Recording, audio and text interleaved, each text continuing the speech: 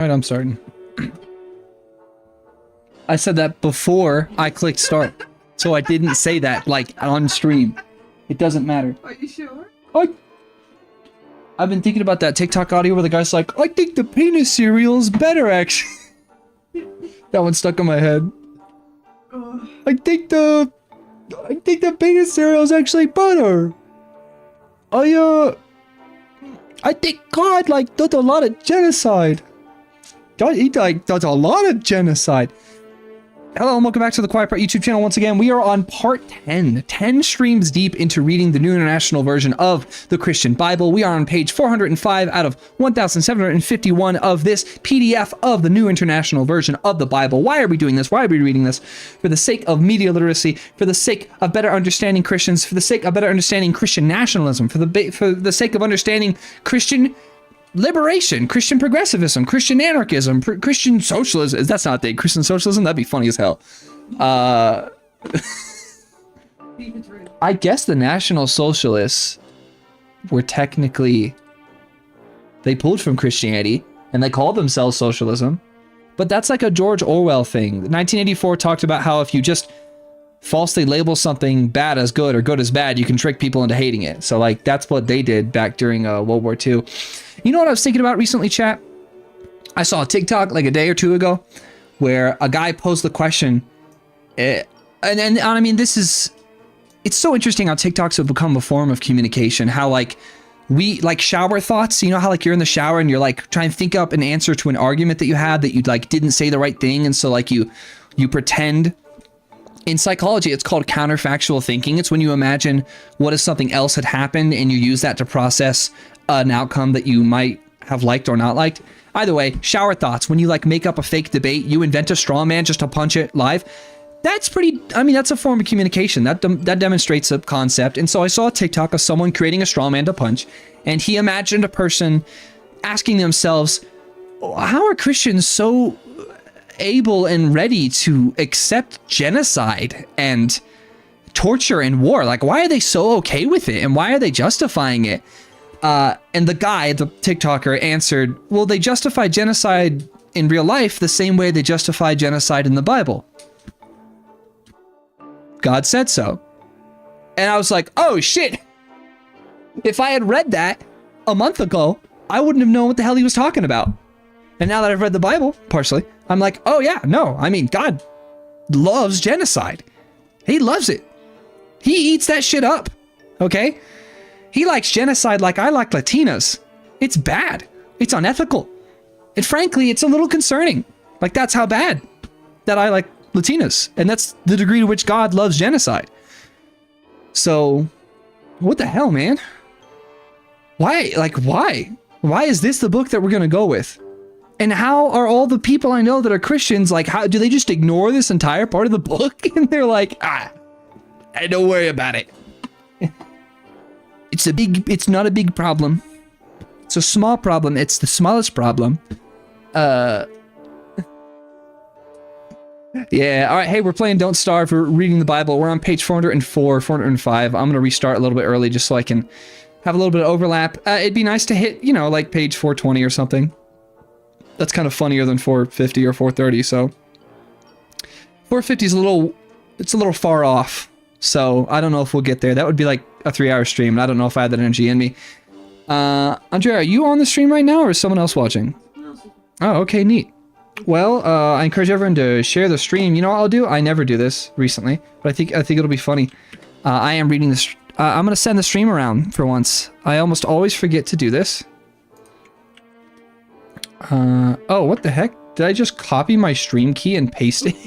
Delete that shit. Did I? Yeah, I just copied my stream key and pasted it somewhere publicly instead of pasting the link to the stream like a normal person.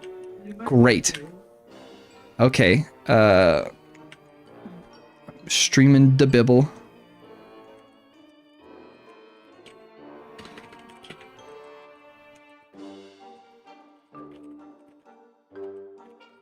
Christian nationalism.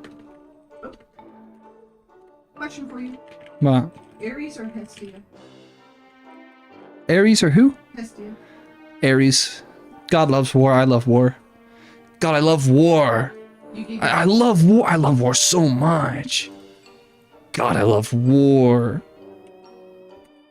We should grind up more babies. We should bomb more elementary school. Was it in an element? I love how modern discourse and fact checking is like, actually, it was technically a girls' middle school. Liberal, you got it wrong. We bombed a girls' middle school. You said elementary school. You murdered children. You used tax dollars to kill children. Dozens and dozens of children. You killed them. What are we talking about, gang? I thank you for the clarification. Don't know if it fixes the problem. I don't know if your clarification, if your distraction, I don't know if your clarification and distraction is going to bring those children back, such that their mothers and fathers and brothers and sisters no longer have to mourn that they no longer exist on the fucking mortal plane because we bombed them out of existence. They are dead forever. We did that with our tax dollars. And it's not like a debate. They are dead. It's not like propaganda. You can like Google things and like find pro-American outlets being like, yeah, we hit an elementary. Well, Andrea, was it an elementary or middle school? I was pretty sure it was Did we bomb an elementary? U.S. bombs. Well, I think technically it was Israel using, you know, Israel through our support. School. I mean, look, I'm just going to type in Reuters. Here's how I do it. When I'm trying to quickly find out if something is valid.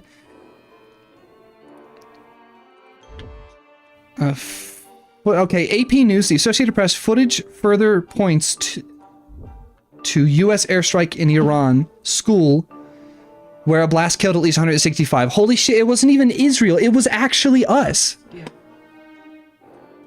We fucking murdered 165 innocent schoolgirls, bro. What do you do with that? Oh, and the article I'm reading right now is from the Jerusalem Associated Press. Yeah. Bible reference. Bible reference. 165 little girls dead. Their mothers and fathers will never fucking see them again. How do Christians justify? How do Republicans justify all this murder and all this genocide? Well, the same way they justify it in the Bible, by saying, well, it's God's plan. He said it's chill. I can't handle it, bro. Someone has to say this. If I don't, who the fuck will? 21 The men of Israel Okay, were taken in. we're back to reading the Bible.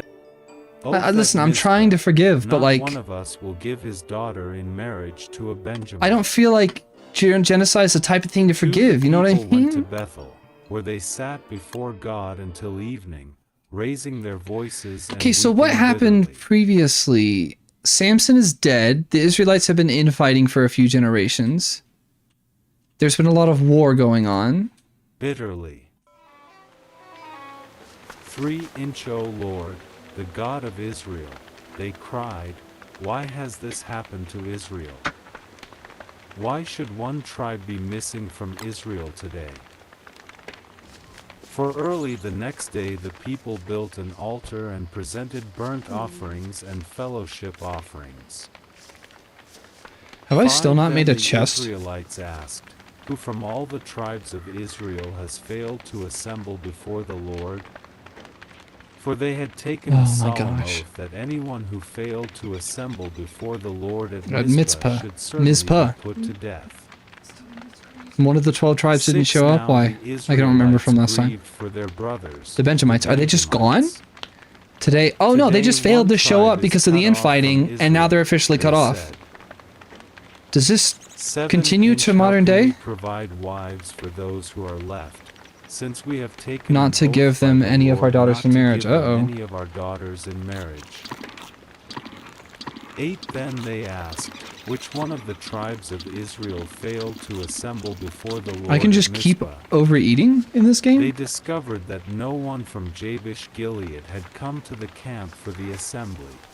No, one of my trees died. Dang it. 9 For when they counted the people, they found that none of the people of Jabesh Gilead were there. 10 So the assembly sent 12,000 fighting men with instructions. Oh, I do have a to chest. go It's to just there. Jabesh-Gilead Okay. and put to the Okay, I sword thought I had those plenty of living stuff on there, me. including the women It would and be nice children. to make me a crisp, good 11 axe and a each, good This is what something. you are to do, they said. Yes, Kill luxury every axe. male and every woman who is not a virgin. Oh, I have to use an alchemy 12 engine. They Okay. found among the people living in Jabesh-Gilead 400 young women who had never slept with a man. Sick. And they took them to the camp at Shiloh in Canaan. Bird trap. Okay. 13 We'll put that Then the and set whole it. assembly sent an offer of Now put peace some to the seeds in it. Benjamites at the rock of Rimmon. Wonderful. That's more food. 14 So the Benjamites returned at that time and were given the women of Jabesh-Gilead who had been spared. But there were not enough for all of them. 15 The people grieve for the tribe of Benjamin. because the Lord had made a gap in the tribes of Israel. 16 And the elders of the assembly said, with the women of Benjamin destroyed, Hey, where have I not been in this how game shall recently? we provide wives for the men who are left? Bottom left. How about that? 17 The Benjamite survivors must have heirs, they said, so that a tribe of Israel will not be wiped out. Oh my god, I'm carrying the gold 18 on me We and I can't shouldn't be. give them our daughters as wives, since we Israelites have taken this oath. Cursed be anyone who gives a wife to a Benjamite. 19 But look, there is the annual festival of the Lord in Shiloh, to the north of Bethel, and east of the road that goes from Bethel to Shechem, and to the south of Lebanon. Lebanon. 20 Not to be So confused they with Lebanon? instructed the Benjamites, Sorry, saying, Lebanon. Go and hide in the vineyards. Lebanon. 21 And watch. I'm about to When ask the my girls friend of Shiloh come out how to pronounce join that. in the dancing, then rush from the vineyards, and each of you seize a wife from the girls of Shiloh and go to the land of Benjamin. Genuinely, what are we 22 When talking their about right now? fathers or brothers complain to us, we will say to them, do us a kindness by helping them, because we did not get wives for them during the war, and you are innocent, since you did Oh my not gosh, give my your game. daughters to them. Okay. 23 So that is what the Benjamites did. While the I girls genuinely were need to know. dancing, And you know each what I man might do? You know what would be pretty cool? caught one and Ooh. carried her off to be his I just had a wife. very cool idea for a video series Then after they I'm done with the returned streams. to their inheritance and rebuilt You the know what I'd like to towns do? and And settled like I'm in them. genuinely thinking, and I've thought of this before. 24 For a video At that series, time, the I've just Israelites always left that concerned place myself with and how to went do it in a home way to that I their could consider as tribes and ethical. clans, each to his You know what I own should do after I'm done with this inheritance. series? I should go to a church 25 and attend inches those days a few Israel times. had no king. and try to Everyone did as he understand. saw fit. I wouldn't bother anyone. I wouldn't ask any questions. What? We are now in Ruth. Oh, weird. Page 407. One sec. So we just finished Judges. Now we are in Ruth. Page 407. Okay. I would like, after I'm done with this series of streams, to go to a couple of my local churches and just be a patient attendee and just listen and watch. No questions, no gotchas, no bullshit. Ruth. Just, you know, sitting inch. down with something that isn't what I was raised with, which is Presbyterianism. Sitting down with something that is new to me, and getting a new perspective on how real priests and pastors and all these people, how real faith leaders approach explaining the Old Testament. If it would even come up. I'm concerned that it wouldn't come up at all. There was a famine in the land. I'm very and the concerned that man like it from wouldn't come up at Bethlehem all of because Judah, it obviously, together with his wife and I mean, there two can only be sons, so many ways went to live undo for all a this while war in and the violence country and of genocide Moab. and act like, you know, that To didn't the happen when it man's very name much was happened. Elimelech, his wife's name Naomi, and the names Naomi of his two is a sons were biblical name? Mahlon and Chilion. They were Ephrathites from I thought Bethlehem, Naomi was like an Asian Judah, name. and they went to Moab and lived there. 3 Now Elimelech, Naomi's husband, died, and she was left with her Okay, two Bible, you're moving a little too quickly right now. Who the hell are we talking about? In the days when the judges ruled, there was a famine in the land, and a man from Bethlehem in Judah, together with his wife and 2 sons, went to live for a while in the country of Moab. So that the narrative is now moving to Moab. Elimelech, his wife was Naomi, Mahlon and Chilion. They were Ephrathites from Bethlehem, Judah. And they went to live in Moab and lives there. Now, her husband died. She was left with her 2 sons. They married Moabite women. One named Oprah, and the other named Ruth. Okay? A woman now has a main name in the Bible. One named Orpah and the other Ruth. After they had lived there about 10 years. 5 both Mahlon and Chilion also died. Okay, both the And boys Naomi died. was left without her 2 sons and her husband. But her daughters-in-law are still around. 6 When she heard in Moab that the Lord had come to the aid of his people by providing food for them, Naomi and her daughters. So this is all Naomi and her daughters-in-law. 7 With her 2 daughters-in-law she left the place where she had been living and set out on the road that would take them back to the land of Judah. 8 Then Naomi said to her 2 daughters-in-law, "Go back, Each of you. So it's just the girls left behind to deal. It's kind of an interesting biblical story. But May it's the some Lord variety. show kindness to you, as you have shown to your dead and to me. May 9th the Lord grant that each of you will find rest in the home of another husband."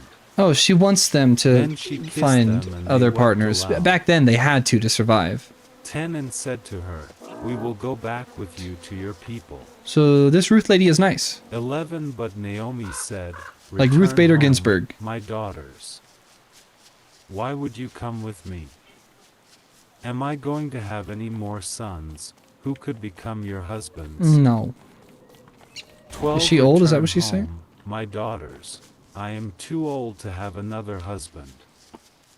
Even if I thought there was still hope for me, even if I had a husband tonight and then gave birth to sons. They'd be too... Would you wait until they grew up? Yeah, it'd be too old. 13 Would you wait until they grew up?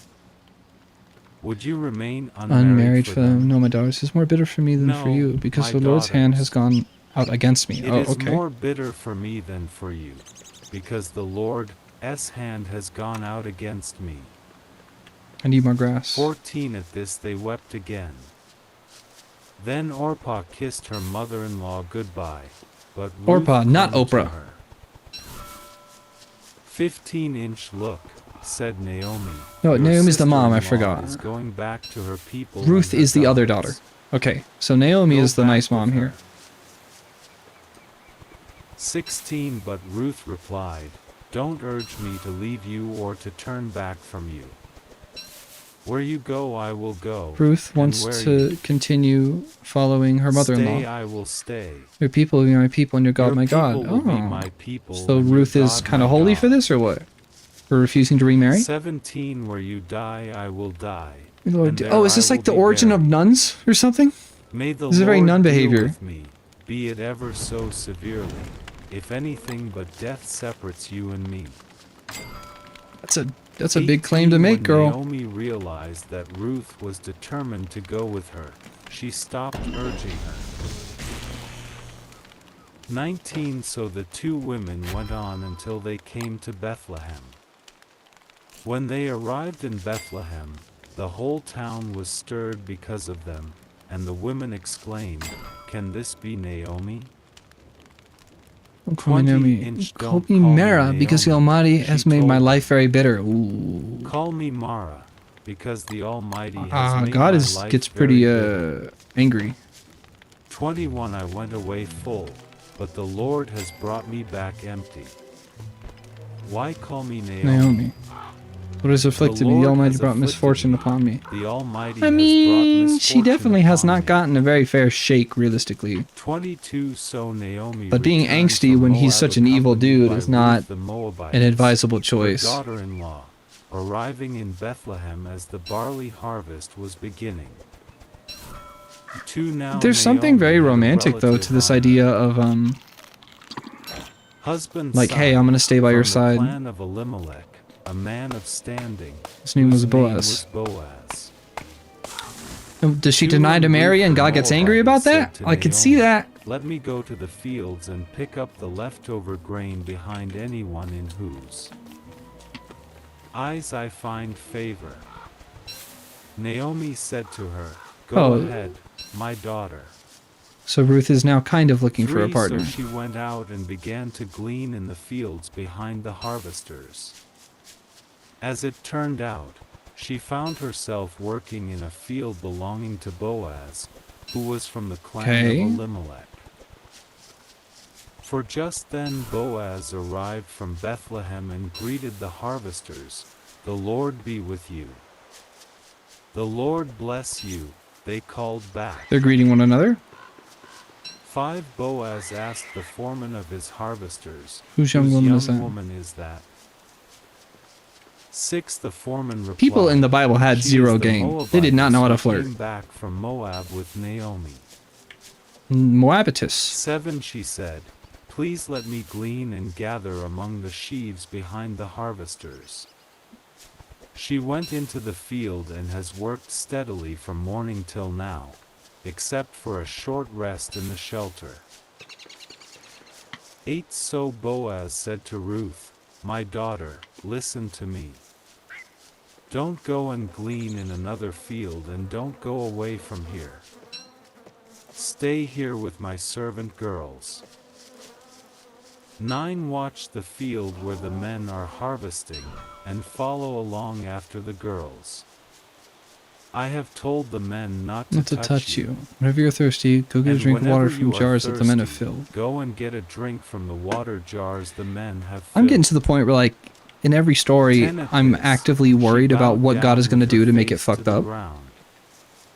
She exclaimed, Like, these could just be "Why? normal stories where, Have like, I not found such favor horrifying in your things eyes happen." that you notice me, a foreigner?" 11 Boaz replied, "I've been told all about what you have done for your mother-in-law since the death of your husband, how you left your father and mother and your homeland and came to live with a people you did not know before. May 12th the Lord repay you for what you have done. May you be richly rewarded by the Lord, the God of Israel, under whose wings you have come to take refuge. 13 May I continue to find favor You give me in the your comfort and have eyes, spoken kindly to my your servant. Lord," she said. But I do not have the standing "You have of one of given your me servant comfort girls, and have because she's a spoken foreigner, kindly an to alien." your They're using the servant, word though I alien do less and the not word have the foreigner standing more of one of recently. your servant girls. I find that noteworthy. 14 At mealtime Boaz Is it said the to same her, word? It must "Come be a over different here. word in the original Hebrew or whatever Have it is. some bread and dip it in the wine vinegar." Bread When with she vinegar sat down with the is a choice, harvesters, certainly. he offered her some roasted grain. She ate all she wanted and had some left over.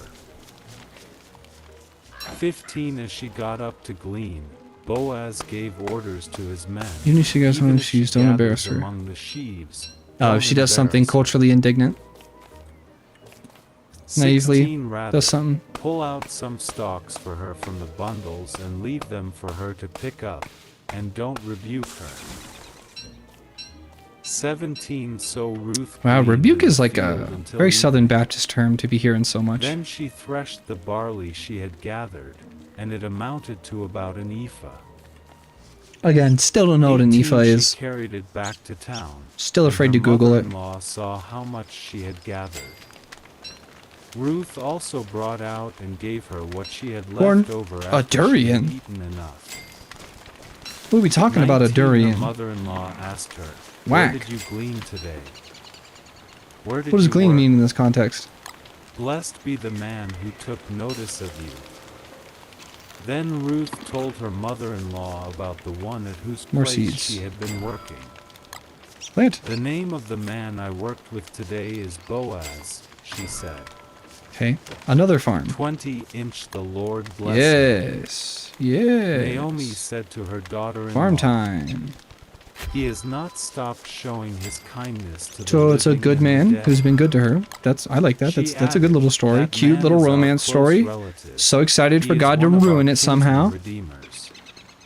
I hope I'm wrong. I hope I'm just being a dick. 21 Then I Ruth really the hope. Like, Moabite but he said, keeps ruining "He everything. even said to me, Stay with my workers. These are until just they lessons to finish teach people. harvesting These are all also my allegedly grain." real people, so it's like 22 y'all hate these Naomi people or said to something. Ruth, her daughter-in-law, "It will be good for you, my daughter, to go with his girls, because in someone else's field you might be harmed."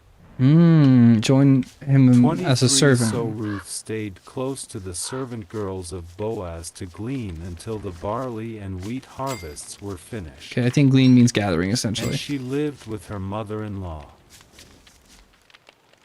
3 One day Naomi, her mother-in-law, said to her, "My daughter, should I not try to find a home I do hear for that. It's a you, bad noise. where you will be well provided for?"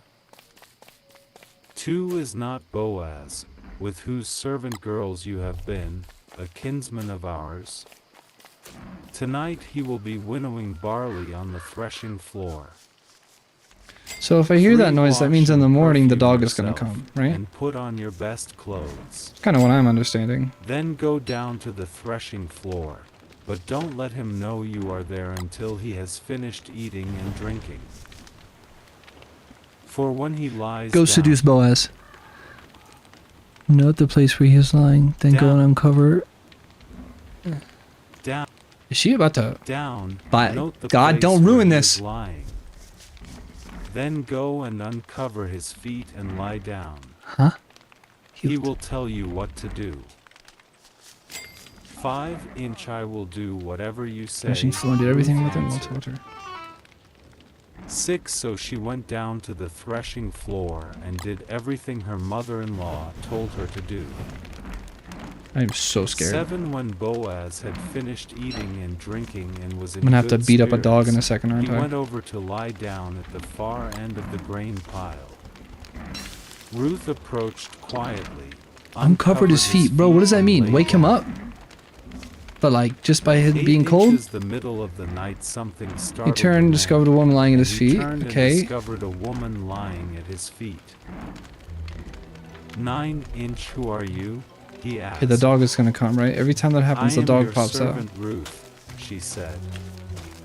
Spread the corner Bible, of are your we garment turning over me, into like a white since you woman's are a horny fic? kinsman redeemer. 10 Inch The Lord bless you, Bonk, my daughter, bonk, he bonk, replied. bonk, bonk, bonk, bonk. Oh, I This got killed. kindness is God dang greater it. than that which you showed earlier. You have not run out. But we are turning into... I made great progress in this game too. God dang it. That dog always gets me every time. Bible, are we turning into like a white woman's horny book talk thing right now? Because this is getting... I'm concerned. Are we doing a sex scene in the Bible? You have not run after the younger man, whether it's report. Or is this more like a romantic After the scene? younger men, whether Not rich steamy? or poor. I'm so scared. 11 And now, my daughter, don't be afraid. I will do for you all I ask. All my fellow I townsmen will know that do you're a for woman you of all noble you character. ask. All my fellow townsmen know that you are a woman of noble character. Kinsman redeemer. 12 Although it is true that I am near of kin, there is a kinsman redeemer nearer than I. 13 Stay here for the night. and He's in the allowing an morning, opportunity if he for someone wants to closer redeem, to good, her let husband him redeem. to court her ahead of But time. if he is not He's a willing, humble man. as surely as the Lord lives, I will do it. Lie here until morning. 14 So she Hey, lay what's at up? his feet Things are going until well morning, overall. but got The up Bible is before confusing me anyone every day, could but be that's normal. recognized. And he said, Don't let it be known that a woman came to the threshing floor. What is threshing? Is when you knock off the seeds 15 from He barley, also right? said, Bring me the shawl you are wearing and hold it out. When she did so, he poured into it 6 measures of barley and put it on her. 6 is a bad number in the he went Bible. back Isn't to that town. dangerous or something? 16 When Ruth came to her mother-in-law, Naomi asked, How did it go, my daughter? Then she told her everything Boaz had done for her. 17 And added, He gave me these 6 measures of barley, saying, Don't go back to your mother-in-law As a gift. Okay. This is just like a classic gift 18 exchange Then thing. Naomi said, Wait, my daughter, until you find out what happens. Will not rest until the For matter the is man settled will today. not Yeah, rest he until probably the wouldn't. He matter seems to is actually like her. settled today. Are you friends with For any of the meanwhile, YouTubers, streamers Boaz generally? went Nah, up I to don't the think you could town. say like I'm meaningfully friends with. No, yeah. If like I define the word friend pretty strictly as like, you know, I really know someone and like they're, you know, friend and family are the same thing to me essentially. So no, I can't say I'm like meaningfully good friends with any other YouTubers. I've spoken with other YouTubers. Actually, no, there is another there's a person on a YouTube channel that I think I am ready to say I'm friends with. That would be Jojo of the Trash Heap YouTube channel, which is an activism and art collective here in Denver, Colorado. Jojo is my friend, yes. So that's one person, Jojo from Trash Heap here on YouTube. It's a very small channel still, but they're great. I've talked with Andrewism, the like solar punk anarchist video essayist. I was in Andrewism's server for a long time. I was Andrewism's mod for a little bit in his Discord. I got sick of that and gave up. He was chill about it. I've messaged him a few times and like chatted in public group chats a couple of times. Who else? I don't know. I've like been in a comment chain with Solarpunk Alana, which is Alana, a YouTuber. There's a channel called Godless Snowshoe, who is semi-public but not super. Yeah, in dialogue with. Yeah, I've like spoken to other YouTubers. Yeah, there's another one called Godless Snowshoe who was like an artist, but also like outspoken about moral issues.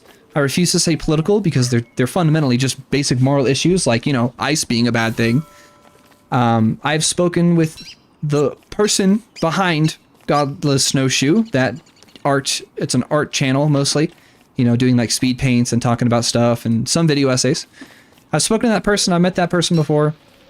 I'm trying to be very careful with like identifying real life information, because like, you know, I know these people enough to say like I've spoken to them, but I don't know them enough to know their exact boundaries with how much someone would want me to like let people know about them, you know? One thing I feel like I've never done is I've never once, and it's because of my own mental issues, I've never once tried to like collab with people. I feel like if I were to approach someone trying to collab, it would be very shilly and like I'm here for something transactional. I don't like the transactional nature of trying to force a collab. I guess I'd rather people kind of come to me knowing who I am and be like, hey, we should work on this. And I'd be like, I love that. You know what I like, and I do like that. And sure, I'd happily work with someone on it. Technically, I have collaborated with Jojo of Trash Heap. In a couple of their videos, like we've cross-interviewed each other, or I've lended them like an SD card, or I bummed a ride from Jojo once to the GOI's detention center here in Colorado. And from that, I was able to interview like an idol of mine, Johnny 5 of the Flowbots. That was because Jojo was kind enough to let me take a ride up there. But no, I haven't figured out how to do like collabs. Like I feel like if I ask bigger YouTubers to do a collab, it feels like I'm trying to like use them, and I just don't know how to do that. Like I definitely won't. I don't want to be seen like I'm trying to do that. So yeah. All right, back to reading. Back to reading. I can do both. I can do all these things at once. I've done it before. Oh, okay. Gate and sat there. When the kinsman redeemer he had mentioned came along, Boaz said, "Come over here, my "Come friend, over and sit here, down." my friend, and sit down. I guess I've spoken he to some went over and TikTokers sat on multiple down. occasions, now that I think about it. Boaz took Content 10 of the creators. elders Ah, of the but I hate town that and word. Said, "Sit People here," that make and stuff. They did so. I've spoken to some other people that make stuff across Through social them media he said to platforms. the kinsman redeemer, Naomi, But some of them are who just has my come like back from actual Moab, IRL friends is first, and selling like the content piece part of I didn't land really that think about. belonged to our brother Elimelech. For I thought I should bring the matter to your attention and suggest that you buy it in the presence of these seated here and in the presence of the elders of my people. If you will redeem it, do so. But if you not tell me, so But I will if know. you will not, tell me, so I will know. For no one has the right to do it except you. And Uh-oh. I am next in line. Oh, I messed up again. I think I'm I about to will die. redeem Yes. you, Alright, he it's said. over. Oh, is the game crashing now? 5 Then Boaz The game is said, crashing. What is going on? the day you buy the Oh. land from Naomi and from Ruth the Moabite, What is hitting me? you acquire the dead man's Oh, I died. widow, Okay, wow. in order to maintain the name of the dead with his property.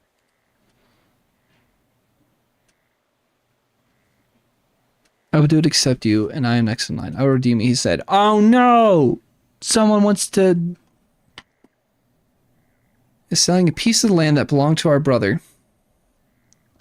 On the day you buy the land from Naomi and Ruth the Moabites, you acquire the dead man's widow in order to maintain the name of the dead with the property. At this, his kinsman Sarah said, then I cannot redeem it because I might endanger my own estate. You redeem yourself. Oh, he got lucky. He gets to date the girl that he likes.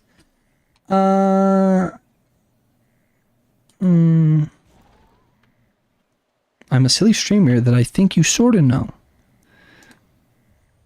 I'm just on an alt. Oh, yeah. Super spy / S. YouTube seems like a... I don't watch YouTube. YouTubers seem like... I don't actually watch YouTube myself, people. Bible in the background is pretty cooked. Yeah, it's pretty funny to put the Bible in the background, I know. I can't believe how much I'm actually, I'm remembering most of this as I'm reading it this way. I'm actually, like, indeed, like, remembering most of it. Sort of know that I think you sort of know. Like, as an IRL, don't dox yourself, but do you mean, like, I've, like, met you in person? I've met, like, a bajillion different people who stream in different capacities. I thought And being on an alt is completely appropriate. I would do the same. And suggest that you buy it in the presence of these seated here. Old Testament got all the killing. Yeah. It's murder every day. If you will redeem murder, genocide, murder. But right now, for some reason, in Ruth, it's been a romance novel the whole time. It's like a white woman's romance novel right now in the Bible. It's crazy. I was afraid it was about to get steamy too. There was like a I scene. will redeem it, he said. New Testament is all about love and forgiveness. How are they so different, and yet they find syncretism across these two texts? How do they do that? You acquire the dead man's widow in order to maintain the name of the dead. Okay, so our boy here, who has a crush on Ruth, is locked in. He locked in. I cannot redeem it because I might endanger my own estate. You redeem it yourself. I cannot do it. 7. Now in earlier times in Israel, one party took off his sandal and gave it to the other. This is the method of legalizing. Swapping sandals, really? That sounds like a foot fungus problem. Why are we doing this? Oh, gave it to the other. It doesn't mean you have to wear it. Transactions in Israel. A sandal? You just swap J's with people? So the kinsman redeemer said to Boaz, buy it yourself. And he removed his sandal. 9 Then Boaz announced to the elders and all the people, today you are witnesses that I have bought from Naomi all the property of Elimelech, Kilion, and Mahlon. Yeah, the two sons and their father. God from protecting one group of people, Israel to protecting and promoting all people. Oh, God is a dynamic character. In order to maintain the oh, name of the here's Zach. What's up, Zach? Property, so that his name will not. Yeah, I've watched your stream on Twitch a few times. Am I supposed to? I mean, you've said your name, so like, I think it should be fine for me to say that. I've seen your stuff. I like it. I kind of like the nature of it being like a like kind of like a persistent stream where it's like you can just kind of jump in and like start learning something with you kind of there alongside it. I like that. Like it's like I used to be like I'm definitely someone who like used YouTube and has forever and watched YouTubers forever. And I guess that's part of how I got into this. And so I had the like parasocial experience, and I mean that with positivity for once. I had the parasocial experience of like, you know, watching someone play a game, and like it's kind of fun to watch someone play a game. It's like you're kind of getting to experience it with someone. And so with your streams, it's like I'm kind of watching something with someone and hearing some interesting perspectives and breakdowns and commentary on it. But it's a very chill. thing. And I like that. I like things that are not like my work. Because like my stupid videos and work are like stressful. Like you watch one of my videos and by the end your heart rate is up because you're like, what the fuck did I just learn? This is terrible. I hate it. Like it's almost never that someone can like leave one of my videos and be like, yeah, I feel good. I know that about my work. And so like a chill streamer who's just kind of like open learning environment is a nice thing. And I think that's cool. All right, but Bible, go back to the Bible. So is my man gonna lock in or what? Disappear from among his family or from the town records. Today you are witnesses. He has now acquired the wife. Okay, women really are property in this right now, and we are witnesses. You know, don't really like that. Who is coming into your home like Rachel and Leah, it's kind of gross to think about. Together built up the house of Israel. I do remember Rachel from earlier in the Bible. May you have standing in Ephrathah and be famous in Bethlehem. 12 through the offspring the Lord gives you by this young woman. May your family be like that of Perez, whom Tamar bore to Judah. Perez is a biblical name. 13 So Boaz took Ruth and she became his wife. Then he went to her, and the Lord enabled her to conceive, and she gave birth so to we're a skipping son. a lot of steps, but okay. So the Bible's not going to show the steamy steps. It's just going to talk about the general. Praise be to the Lord, who this day has not left you without a kinsman redeemer. May he become famous throughout Israel. 15 He will renew your life and sustain you in your old age. For your daughter-in. Okay, so is Naomi no longer going to be pissed at God? And who is better to you than 7 sons, has given 7 sons? birth. 16 Your daughter-in-law who loves you and is better than having 7 laid him sons. in her lap and cared for him. What is the child's name? Is it going to be huge? 17 The women living there said, Naomi has a son. And they named him Obed. They're going to name him Obed? He was the father of Jesse. After all this? The father of David. Whoa. The father of David? The king, the hero? They named him Obed. He was the grandfather of David the hero. King David the hero. The shredded one. With the unnecessarily large hands. Is the family line of Perez. Perez was the father of Hezron. Wait, is that the whole section? No. 18 This, then, is the family line of Perez. Needs more dragons. It does need more dragons, admittedly. It's got Baal in it, though. 19 Hezron, the father of What is this document doing? Why is it jumping around like this? Hezron, the father of Ram. Ram, the father of Aminadab. Aminadab, the father of Nashon. Nashon, the father of Salmon. Salmon, the father of Boaz. Boaz, the father of Obed.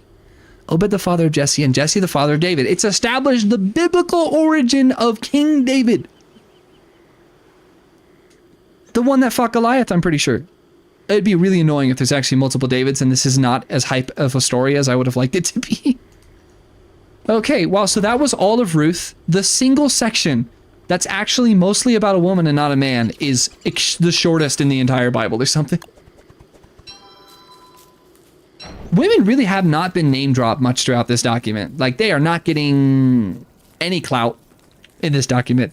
They're very much just property. Which is a shame. Oh, that's a very angry looking bee. What happens if I just, like, set this on fire? You know, I've never just screwed around in this game, just, like, doing stuff because it's funny. Oh boy, I'm lighting the forest on fire. At least it's not dark now. Good for me. Hey, stop this. Wow, I think I'm just going to lose this section. Okay, next up we're coming to 1 Samuel. Not to be confused with Samson, who was shredded and hot. Okay, so if I just like set this whole area, will I be fine? Yeah, we're good. We'll make it through the night. Maybe I wasn't supposed to do that in this game. Alright, we're in 1 Samuel now. I find it noteworthy that, like, finally a woman gets mentioned, with, like, a notable woman. And it's the shortest section I've read in the entire Bible so far. Are you kidding me? Okay, so next up, 1 Samuel, 2 Samuel, 1 Kings, 2 Kings, 1 Chronicle, 2 Chronicle. Ezra, like Ezra Klein or Ezra Miller. I don't know who either of those people are, by the way. Ezra Klein and Ezra Miller? Who are these people? Ezra Klein is the progressive political person, right? I can't remember that. I can't remember. Hey, did I just burn the entire forest instantly? Oh, hey, we're good now. Okay. What? For burning all the trees? I thought the trees only come for me if I chop everything down and don't put pine cones back. Pretty sure burning does the same thing. They haven't come for me yet. I'm just screwing around in the game at this point now. I've been playing it too seriously and it's kind of killing my fun. I'm just gonna start screwing around and learning things by testing things instead of worrying so much. Uh-oh, looks like a lot happened here. That sucks. Oh wow, I found like a lot of dead bodies in this run. Why? I am continuing to set the forest. Eventually the tree should come for me. There should be tree ends that like kill me, right? I could swear that's a thing. I'm like fairly anti-theist, but I have my explanations. I think it generally does more harm than good if we were talking specifically about deification, like claims of something being a god. I'm definitely an atheist, but I guess I don't know if I could call myself an anti-theist. I feel like I'm already getting into semantics and it's already not valuable. I guess that's my issue as a person, is like I'm so anti rhetoric, I'm so anti debate and semantics that like I immediately am just like, I don't care. As long as we can communicate as human beings, I'm not too worried about stuff. But yeah, I'm an atheist. I fundamentally don't experience faith. I don't do belief. Not only do I think God, it's not that I just don't believe in God. I actively am very certain that the whole concept of supernatural deities is not legitimate. That's the place I'm on. I understand the concept of anti-theism a little bit. Like, you know, it's like, hey, this is actively harmful. I am against it. It's not just that I'm going to coexist. I actively would prefer that we move away from theism as a society. I guess my biggest thing with that, and it mirrors a conversation I had with like some environmental people that I was speaking to online, which is never a good choice when you could just, you know, speak to people in person. But I was talking to some people that were like, hey, as environmentalists, veganism really has to become like the rule of law for society at some point. It has to become the default at like, you know, any realistic costs. And I was like, hey, so what if abolishing meat, you know, had some side effects, such as destroying like 1,000 years of human food culture? And like, maybe we can like find something to do. Like, how can we mitigate that issue? And all these fellow environmentalists were like, no, hope L seethed. And I was like, okay, it's fine. Like, that's fine. But I guess I probably am more coexistent leaning. Yeah, I think it's okay for people to have their make-believe gods. Though I do entertain the question of like, how the hell are we supposed to organize society when there are literally people who believe in an afterlife that does not exist? 1 second. Hey, click. I'm making the text bigger so I can read it from further away more easily. Society even makes me feel like I'm supposed to feel like less of a human if I don't believe in religion or even spirituality. The word doesn't mean anything. I get less brownie points if I'm not spiritual. Yep, I've experienced the same thing, and I think it's total bullshit. I think it's just total bullshit. But then it's like, what are we supposed to do? I would describe, and if this is not a label that is appropriate for you, I would, rather than saying a person is, how about this? I would say that most atheists and anti-theists tend to live their life in accordance and in alignment with a philosophy called empiricism. We believe in an empirical, measurable world, and we have not measured a supernatural deity ever, and it clearly seems like we're never gonna. So I'm not living in a world believing in fairies that don't exist, right? I'd call that empiricism as a philosophy. drawing from my definition of like science. I genuinely don't know how we're supposed to like, how are we supposed to form a cohesive society when there are genuinely sects of human beings, large sects, powerful sects of human beings that believe in an afterlife and are making quantifiable decisions based on that belief? How am I supposed to like, what is going on in the game right now, by the way? Why are there 50,000 spiders? I feel like that's one of the biggest questions as I continue reading this. How am I supposed to like live and organize in society alongside people who make meaningful decisions about their life based on something that I recognize as objectively untrue? I know people talk a lot about how like we live in a post-fact society. We live in like a post-real society because of AI and the way that states and governments have developed their inability to control people's perception of objective reality through propaganda. What? Is Liz taking me to work tomorrow? Yeah. Okay. Yeah, I don't know. I don't know how to square that circle of like, how do we all share in the commons if some of us unironically think that there's Valhalla at the other side, but there's not, like at all? What do we do? Some of y'all are making crazy choices that are not reasonable if like you only get one shot at this whole being alive thing. Some of y'all are really hedging your bets on some shit. And it's like, you know, destroying the world for the rest of us. Please stop doing that.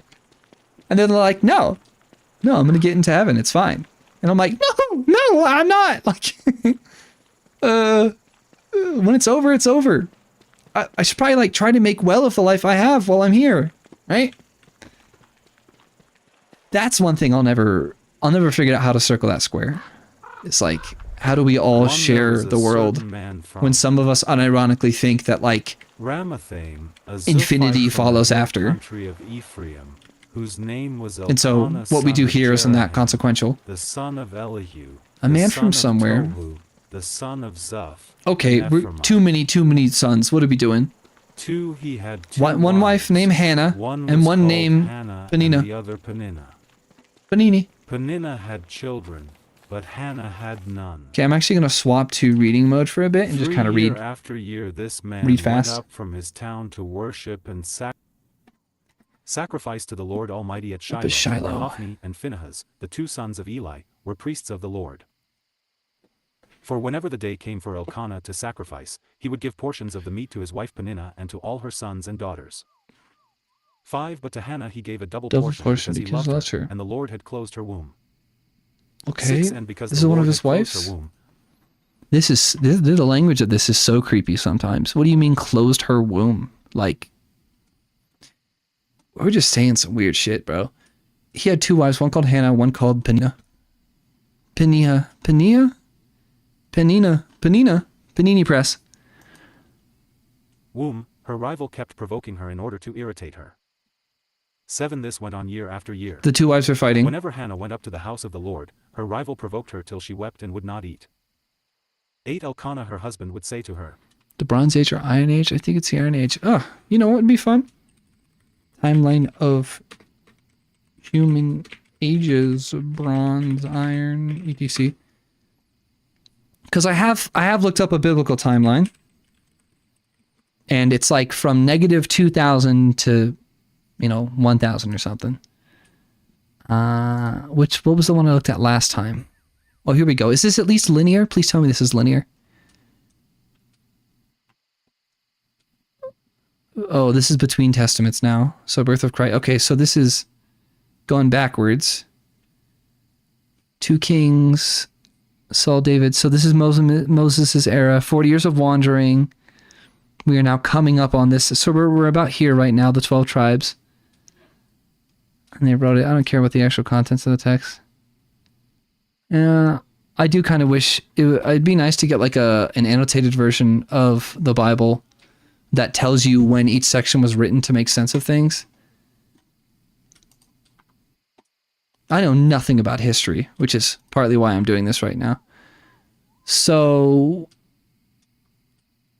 Stone Age is until about 3800 Bronze Age kicks in the negative 16s. Iron Age is from 800 on. Okay, so Iron Age is really recent. That's barely going to get mentioned in the Bible, probably. Wait, I'm confused. And then Bronze kicks in. This is a bad document. I'm getting a different one. I don't like this. This is hard to read. How about that? I'll take this. This is simpler. Stone Age from forever ago. We were barely a genus at that point until about 2.3 thousand before BC. Okay, so much of the Bible, almost all of the Bible takes place during the Bronze Age. Yeah, very much so. Very, very, very much so. And then Jesus is going to be Iron Age. So this is all Bronze Age stuff the whole time. Interesting. And then let me just I don't like this document. There's got to be a better one that I saw before that was like better at describing this. Yeah, I definitely don't have the historical context. One of my biggest this is the document. I like this one. This one's very like comprehensible to me. Open this and like let me see it better. What is this? Okay, cool. So okay, so this is Zero's birth of Christ. Genesis is like around negative 4,000 to negative 2,000. And then right now, oh God, we're in Judges, so we're just at like negative 1,000 BC. Now, obviously, this is the timeline of like when events are taking place, not when they were written. I haven't even looked at that because, good God, that's far more than my brain can handle right now. I'm barely even keeping track of like when the hell things are happening.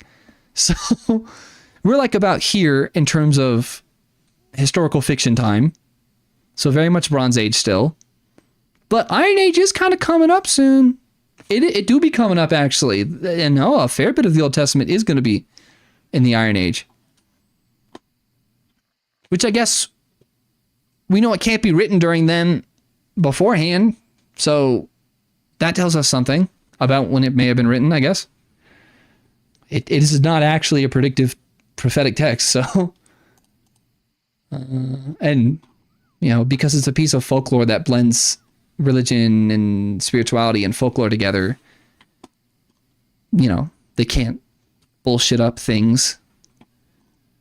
They can't mention like a city that didn't exist yet. That's not, they do it in the other direction. So I guess that tells us something. Yeah, the Bible, huh? History breaks my brain. Did they write it using lead? I wonder.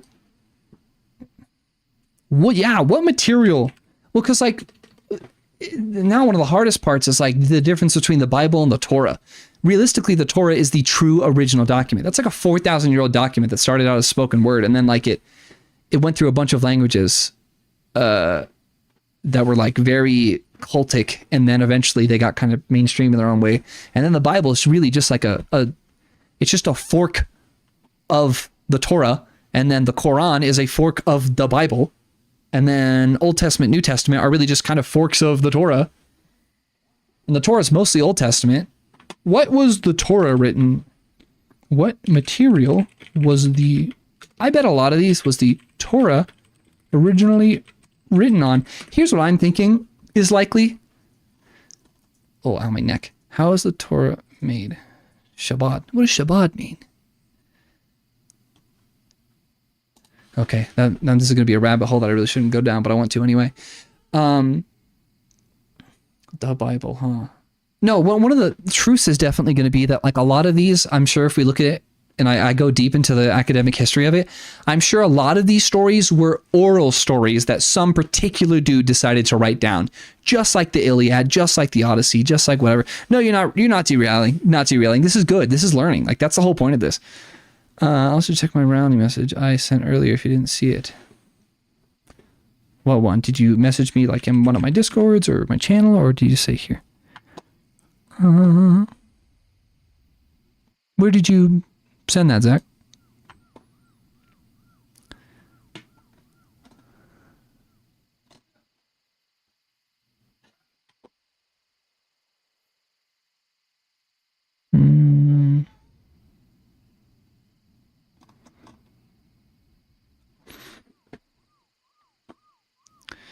What's your Iron Age? Did it take... I had someone tell me recently that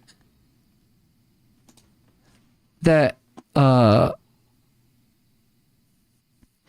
had someone recently tell me at Bronze Age, they do the thing. You mean they do the thing? Like religious people are lying. Oh yeah. Okay, yeah, I didn't read that. I'm sorry. Wait. Let me see if this is true. If I click top chat, it hides your message. I knew it. I was about to tell you, someone told me recently that they typed something into my live chat and I couldn't see it. And they're right. I couldn't. Right now, my setting is top chat instead of live chat. Some messages, such as potential spam, may not be visible. Oh, so it just filtered you. If I click live chat, it will now show me everything. Okay, now I can read it. Like religious people are lying, in my opinion. As for getting morals from a book or even the law, it's more about growing up with the fear of ostracization. If people aren't ostracized for lynching, what they do? No, they'll do it. Yeah. Yeah, by the way, that was, maybe I should turn moderation down on my channel. I have it on like medium moderation, like auto moderation for comments to stop people from like spamming crypto links. But it 100% just took your message and filtered it for saying an opinion. That absolutely just happened. Yeah, so I'm reading it again now. These people are lying, in my opinion, as for getting morals from a book or even the law. It's more about growing up with the fear of ostracization. I feel like I did use a spooky word. What? Christian? Ostracization? Lying? None of these are spooky words. Oh, lynching. Oh, that is probably... Oh, yeah. It was probably lynching. But they do that. They do it on crosses. They did that in American history like crazy.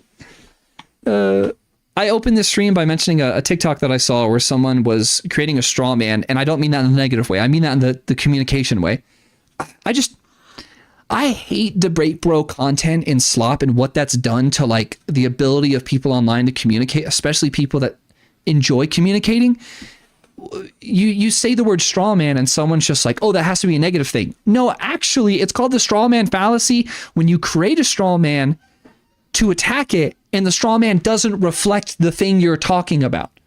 But like the concept of straw manning, which is like, hey, I don't have it in front of me, so I'm going to create an example of what it is I'm taking a stand against. That is actually not fallacious. So whatever. I saw a TikTok of a dude straw manning in the communicative way, not the fallacious way.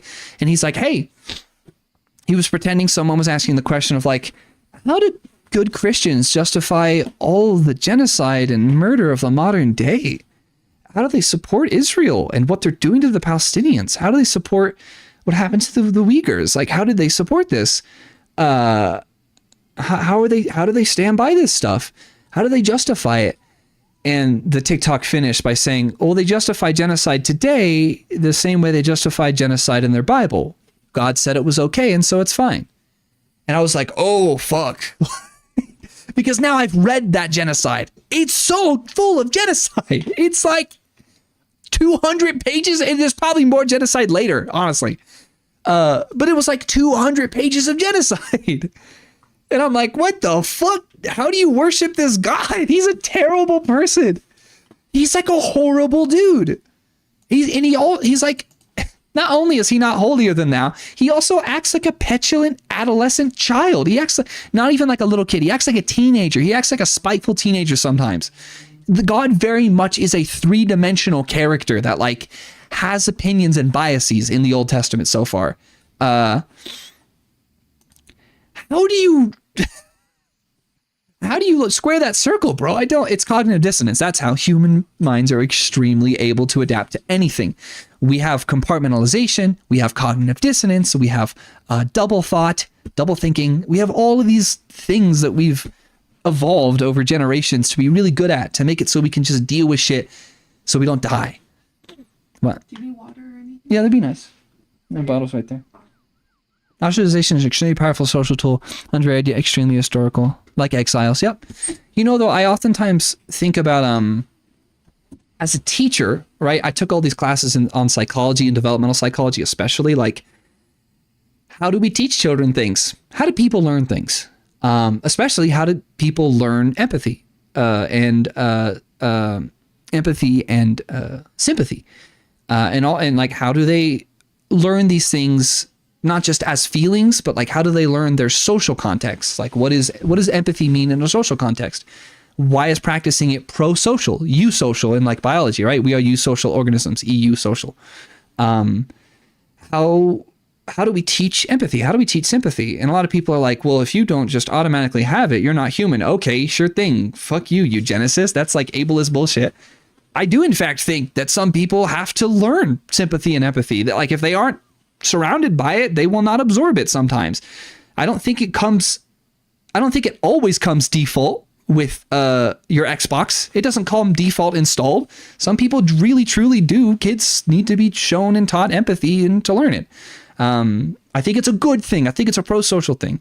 And so ostracization comes in that conversation pretty heavily, because like, I would argue empathy and sympathy are like some of the most important things for a human to learn. Like, they're really fucking important for maintaining a society. And I don't mean like a status society of oppression and hierarchy. I mean just like maintaining harmony and peace. Like, it's good for people. But one of the issues is, I have found again and again and again through the text, through the studies, through anecdotes, through experience, I've found that like, obviously ostracizing is like kind of a thing that almost requires hierarchy to enforce. But I do think that some of the tools for implementing ostracization are shame and guilt. And I define those words like really specifically. Shame is a thing that can be done to a person, but guilt is something a person can only feel themselves. A person does not naturally feel guilt for something they didn't do. They do feel guilt for something they did do if they have been taught to be accountable. Shame is something that a person does to another person, or something a person experiences because another person puts it onto them. One of my bad opinions is that I think shame and guilt are healthy things for a human being to experience. And it is a little bit ostracizing to be shamed for a behavior, or to be shamed for an expression, like an expression of oneself that is antisocial.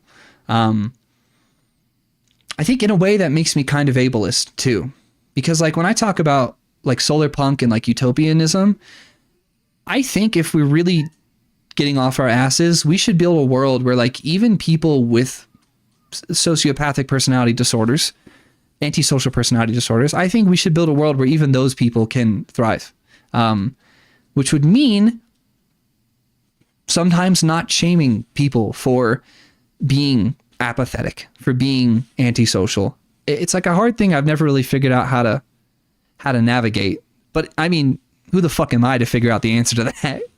That's one humility I've always retained. It's like, it's ridiculous for me to think that I have to come up with a solution to every single societal ill. What a ridiculous idea. That's what other people are for, to fill in the gaps that I can't.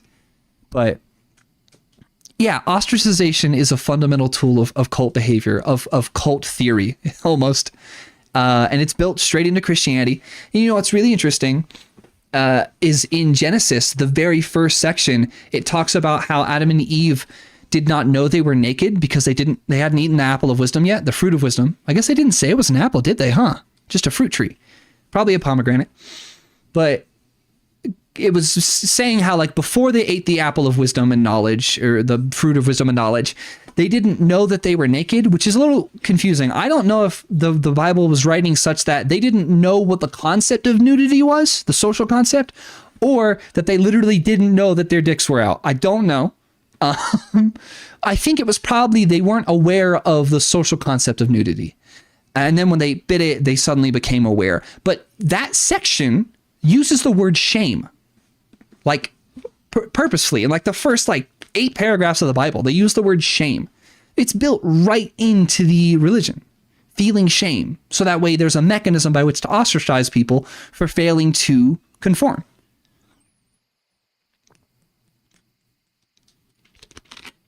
I like the library economy idea. I use it as a steel man.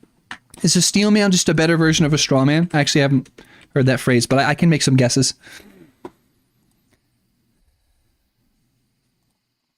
Strong argument. Yeah, of course. I haven't heard someone say steel man before. I I mean, I go heavy into library economy sometimes too. In my my video essay about village schooling, which is a neologism that I made up, which essentially means it's about as made up as this Bible. And the author, me, is equally as schizo as the original authors. But so I was trying to come up with, like, if someone were to ask me, like, if you were Secretary of Education, how would you rebuild the American education system from the ground up? And I was just like, village schooling. It's like a library economy, but you apply it to learning. And it's just always my go-to. I'm just like, realistically, it would be like a library economy, except it's for learning. Essentially, you give kids autonomy. That, like, there's all kinds of democratic and anarchist type styles of schooling systems, like forest schools and democratic schools and free schools, which are all approaches to education that are pretty much library pedagogy, which is ironically kind of like, that's kind of like epistemologically cannibalistic, because libraries are their own form of pedagogy. That's like what libraries are. They're like based on a theory of pedagogy, of free access to information. So it's a little bit, I'm getting a little bit, Andrea, what's the snake that eats itself? Ragnarok. Ragnarok is the snake that causes. No, Ragnarok is just the description of the end of the basilisk. No, what is it? You know, the snake, the infinite snake that eats itself. Googling that, infinite snake eats itself. Can't remember. The Ouroboros, I remembered. It's the tattoo from Fullmetal Alchemist Brotherhood. I'm getting a little bit Ouroboros-y by being like, what's your favorite kind? What's the best way to fix education? Well, we should do library education. Bitch, that's what it was from the beginning. That was the point of a library from the start. Thoughts on mastery learning? I'm not particularly familiar with, like, what that exact pedagogical term means in this context. What does that mean? Like, learning for mastery is a phrase you hear a lot in, like, curriculum here in the US. Learning for mastery. I'll Google it though. Mastery learning. What does that mean? Instructional strategy. Classic. The importance of student achieving a high level of competence before moving on. Oh, yeah. We call this standards-based learning in my school system. Standards-based learning is essentially, this is the nature of pedagogy, and probably all academic disciplines that are cannibalistic and just are feeding on themselves in an infinite loop. There's always 5 terms for the same thing. Mastery learning is what my district would call standards-based learning, which is essentially, hey, instead of worrying about like A, B, C, D, whatever, the point is that you learn the fucking thing and then you move on. You have to hit the thing. Where this is not a discussion of where are you, A, B, C, D, E, F, and fail, pass. It's you're learning the fucking thing and then we're moving on. Yeah, I completely support that. That's logical. Like, that's just logical. Credit belts, but like for math, you do the test, get a C+, and instead of moving on, you just fill in the gaps. Yep. So we would call that, that our system for that is called standards-based learning. There's a standard, and that's not a state standard. That the standard is like the teacher decides what is the benchmark, what is the thing that the kid needs to learn before I say they're ready to move on. And it's like everyone here has to learn it before you can move on. And the way that public school districts in America do it, and I know this for at least a couple of public school districts, I guess 3 you could say, because I've been in 3. One in the Midwest, one here in the West, in Colorado. The way that they do that is not the way you would want to do it, which is literally, I'm going to keep giving us more time until you learn this, and then we're going to learn the other stuff. The way that the public schools do it right now is we are literally just going to skip all the other learning to make time for you to do this one. It's kind of an all or nothing thing. And that, I mean, that sucks in its own way, because now you're trading breadth for depth. And obviously the greatest philosophical discussion of our time is, do we give students depth of comprehension or do we give them breadth of comprehension? And with that, a discussion will literally never end.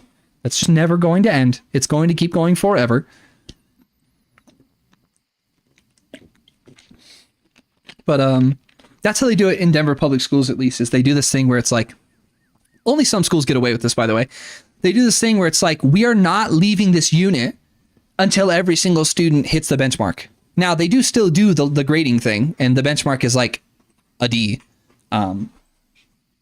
Grades are fucking stupid. I can't believe we're still doing grades in the year of our Lord 2026. Why the fuck are we doing this? But the elementary schools will do proper, some elementary schools and primary schools especially, will do proper standards-based grading where kids don't get sent home with a report card.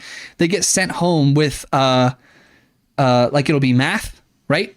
And then math will be broken down into like the 5 units that they covered. And then there will be 4 places of proficiency. And instead of them being letters, they're paragraphs.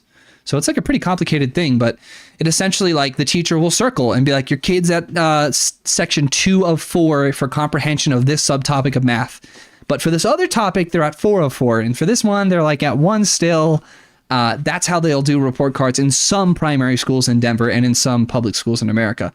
And it's standards based. That is the standard. It's like, again, I hate that the word standard has 10 meanings, but not state standards. It's a different thing. They're aligned to them, sure, but like they aren't deciding it.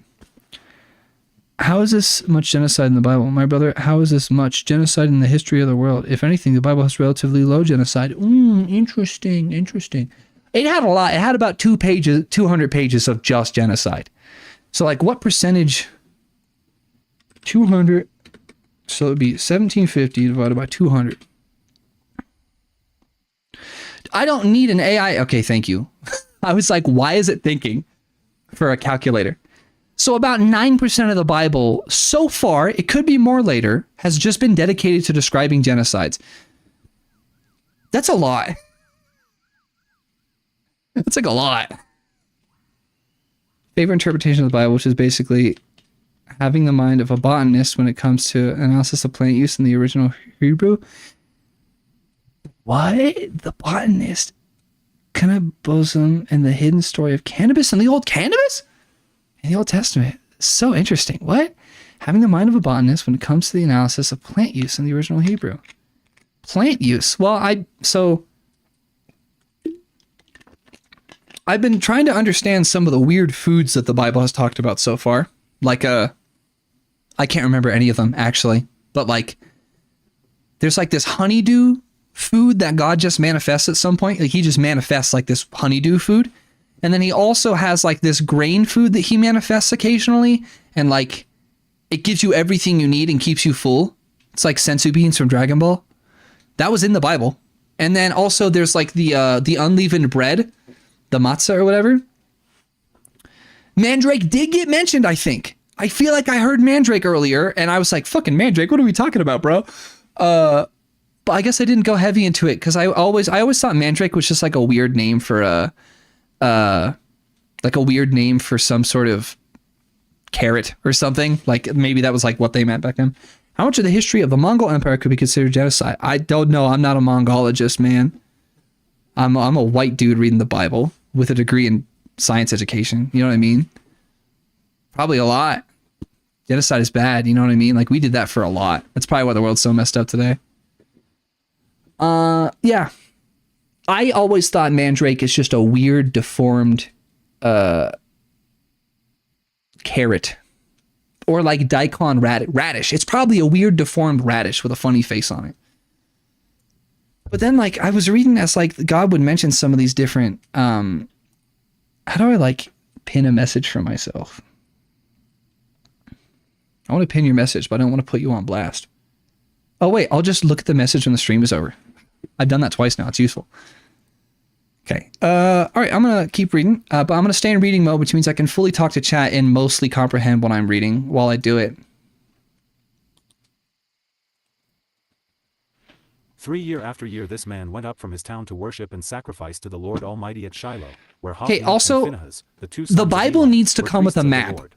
Much like Lord of the Rings, it For needs whenever to the come day with a came map for so I Elkanah to understand where things are sacrifice, happening. He would give portions of Because the meat to his I wife am a Hannah and to all white her sons and male. daughters. I might be a Finally, zesty Hannah white male, gave but a I'm a double white portion male because he loved her, and the from Lord had closed the Ohio. womb.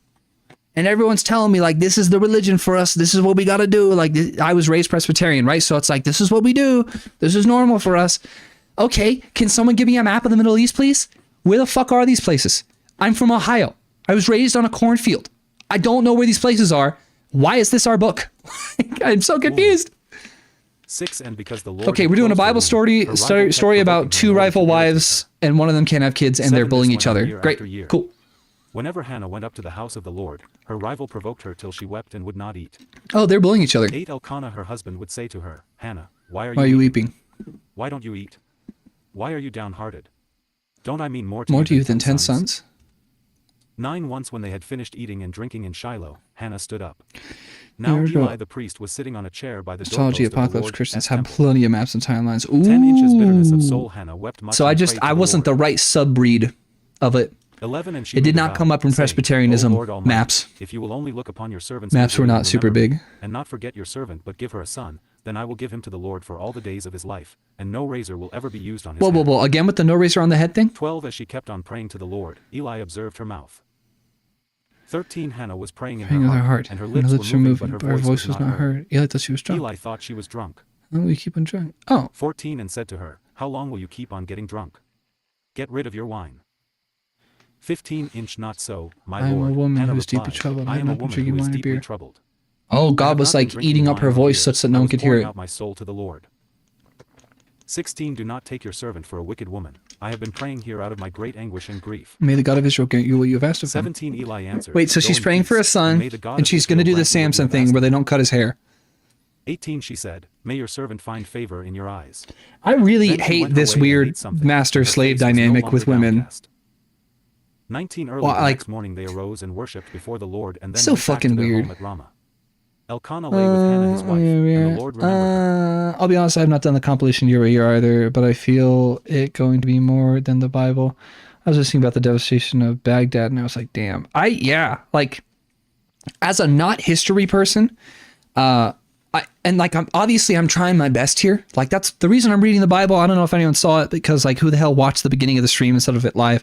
But I opened the stream by saying, and it's in the description of this video, that like, I'm reading this for the sake of media literacy and for the sake of like historical literacy and like better understanding world religions and world history and world culture. I'll say particularly with the Bible, one of the main things I'm trying to pull from it is a better understanding of Christian nationalism. So that's like Christian authoritarianism that we're seeing in the current administration in the United States, from, Pete Hegseth and that guy from Ohio that I hate, JD Vance, fun fact, JD Vance, the Christian nationalist who's currently vice president of the United States, he grew up in my hometown. We grew up like 2 miles from each other. If you can recite the Bible, you can get out of prison hella fast. Holy shit. But I'm trying to learn about how Christian nationalism came to be in the United States and like where they're drawing on it from. And I'm also trying to understand in the opposite direction. I'm trying to understand Christian anarchists. I have a friend, like not close friend, but there's someone I know online who has described themselves as a Christian anarchist. And obviously they're pulling from Jesus and the New Testament. But like, I heard that and I was like, that is insane. I have to know what you're talking about. Like, that's how I am. When I hear something that like fundamentally challenges my worldviews, the first thought I have is like, I need to comprehend this. I see an angel that's incomprehensible and I'm like, stand still until I can understand you, because this is crazy and I just need to know. The curiosity gets me. And so I have many real life examples of authoritarian Christians in positions of power using their religion for oppression and exploitation and fascism and to defend and support modern genocides. And then I also know some people that are like, actually, I see this document as a point of liberation. I see this as a tool for liberating oneself from systems of oppression. And I'm like, holy fuck, how do you have these opposite opinions? Just watch the YouTuber hiding in private video titled Debunking the Prosperity Gospel, a 900-year-old lie. Ooh, that's a very YouTube title. I'll by the way, I'll keep, like, I'm not going to like delete chat or anything. At least chat always stays behind. So I'll be able to go back through these and check these out. Though, here's like an honest admission. As someone who has been told that they write video essays, I never have time for video essays anymore in real life. I don't know if it's because I've started writing them and I've ruined it for myself, 20 So in the course of time, but I Hannah just conceived can't and sit gave for birth long to a ones son. anymore. She named him Samuel, saying, I don't know why. Because I asked the Lord for him. 21 When the man Elkanah went up with all his family to offer the annual sacrifice to the Lord and to fulfill his vow. It's like 22. it's like I could be continuing to watch other people's video essays, but I could also just make my own, and I would comprehend what I learned from the process infinitely more than watching someone else. Now it's like I'm curating my own content for me by doing it. It's kind of a weird reversal. 22 Hannah did not go. She said to her husband, After the boys weaned. Wait, did we just skip? She already gave birth? What in the fuck? So in the course of time, Hannah conceived and gave birth to a son. She named him Samuel. Okay, so this is... We're reading 1 Samuel, correct? 1 Samuel? Come on. Oh, that was Ruth. Now we're reading for the first... What does that mean, 1 Samuel? We'll take him and present him. Remember when I said YouTubers seem like I don't actually watch YouTube myself, people? Yeah, but the thing is, like, I watch so much YouTube, but I try not to... I end up, like, struggling to watch my own niche. Like, I can't, like, and, like, I love Andrewism, right, for example, but, like, sometimes I struggle to watch Andrewism videos for fear that I'm going to copy Andrewism. And, like, I'll take too much from it. But, like, I can tell you everything about what Markiplier's been posting, though. Everything. 20 all the time. Course of time. Who else do I watch a lot of, Andrea? Linus Tech Tips. Austin Evans. YouTube, tech YouTube people I watch a fuck ton of all the time. All the time. Son. She named him Samuel, saying, because I asked the Lord for him. But then I've like heard like, so like, I've heard from like watching, not from these people, but I've seen other people describe in their content that they have the same issue that like, now that they've started making stuff, they never have time to consume it anymore. And there's also like this mental block of like, we just start analyzing what we're watching instead of watching it. I don't know what to make of it. When the man Elkanah went up with all his family to offer the annual sacrifice to the Lord and to fulfill his vow. 22 Hannah did not go. She said to her After the boy is weaned, I will take him, present him before the Lord. And present him before the Lord, and he will live there always. In heaven? 23 do what seems best to you. Elkanah, her husband. Oh, this husband seems chill. Stay here until you have weaned him. Only may the Lord make good his word. So the woman stayed at home and nursed her son until she had weaned him. 24 After he was weaned, she took the boy with her, young as he was, along with a 3-year-old bull, an ephah of flour. Is she about to sacrifice her son? And a skin of wine, and brought him to the house of the Lord. House of the Lord. So, okay, we've moved on. Now that the Israelites are done wandering and have settled into most of the promised land, it seems like there's a couple of lands that still haven't been fully taken that were promised. I'm not certain, but they've settled. And now, instead of having the tabernacle, which I prefer to call the tabernacle because it's funnier and wrong, but the tabernacle was their tent that they used as a mini church, and now they have houses of the Lord, which are solid structures for worship. No. What? Each church has a tabernacle. Yeah, well, each Catholic church has a little hidden thing that people aren't supposed to look at, right? Hidden. That's just where the body of Christ is kept. It's usually the bread, a little gold doored. The crackers. Yeah. I don't believe it. I thought, but you're not supposed to look into it. It's like bad for you. Nah, we open it every day. What? Well, I thought like you're supposed. Maybe I'm just remembering that like a lot of people kept dying every time they looked in it while God was present there or something. Yeah. That was Okay. Well, interesting. Okay, so she's gone to church. They had slaughtered the bull. They brought the boy to Eli. This is Samuel, right? 26 And she said to him, as surely as you live, my Lord, I am the woman who stood here beside you praying to the Lord. 27 It's granted me what I asked of him. So now I will give him to the Lord. For his whole life he will be given over to the Lord. 28 So now I give him to the and he Lord. worshipped the Lord there. Wait, his whole life what does this mean? She's giving the child to the church? The Lord. And he worshipped the Lord there. I pray the Lord. Then Hannah prayed and said, My heart rejoices in the Lord my horn is lifted high. My mouth boasts over my enemies, for I delight in deliverance. For I delight in your deliverance. 2 There is no one holy like the Lord, there is no one besides you, there is no rock like our God. Yeah, supremacy. 3 Do not keep talking so proudly or let your mouth speak such arrogance, for the Lord is a God who knows, and by him deeds are weighed. The arbiter of morality. The warriors are broken, but those who stumbled are armed with Be quiet, don't starve. 5 Those who were full hire themselves out for food, but those who were hungry hunger no more. She who was barren has borne 7 children, but she who has had many sons pines away. 6 The Lord brings death and makes alive. He brings I feel like this is a song, isn't it? Like this is a song that people sing. Poverty and wealth. He humbles and he exalts.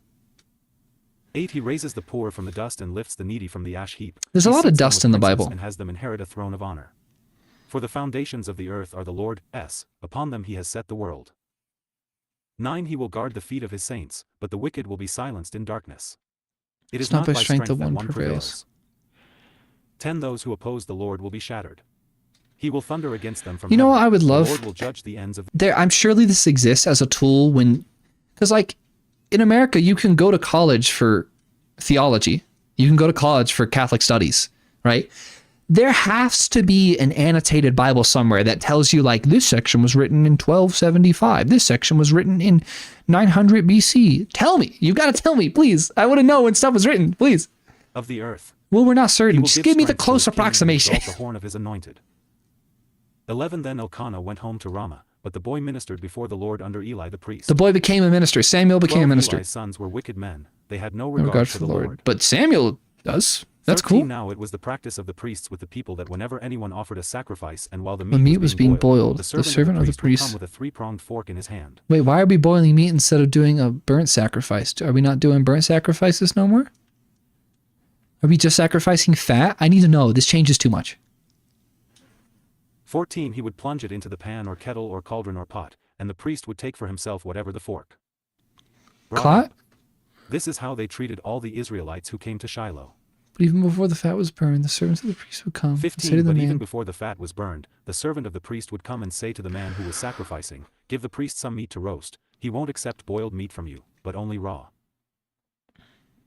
16. If the man said to him, "Let the fat be burned up first, and then take whatever you want," the servant would then answer, "No, hand it over now. If you don't, I'll take it by what are they force." fighting over right now? I really don't know. 17. This sin of the young men was Mm. very great in the Lord's sight, for they They're were treating the the Lord's Lord's offering with contempt. contempt. Oh, they weren't following the rule. 18. But Samuel was ministering Ministering before the before the Lord, Lord's. a boy wearing a linen ephod. I gotta Google what ephod means again. God dang it.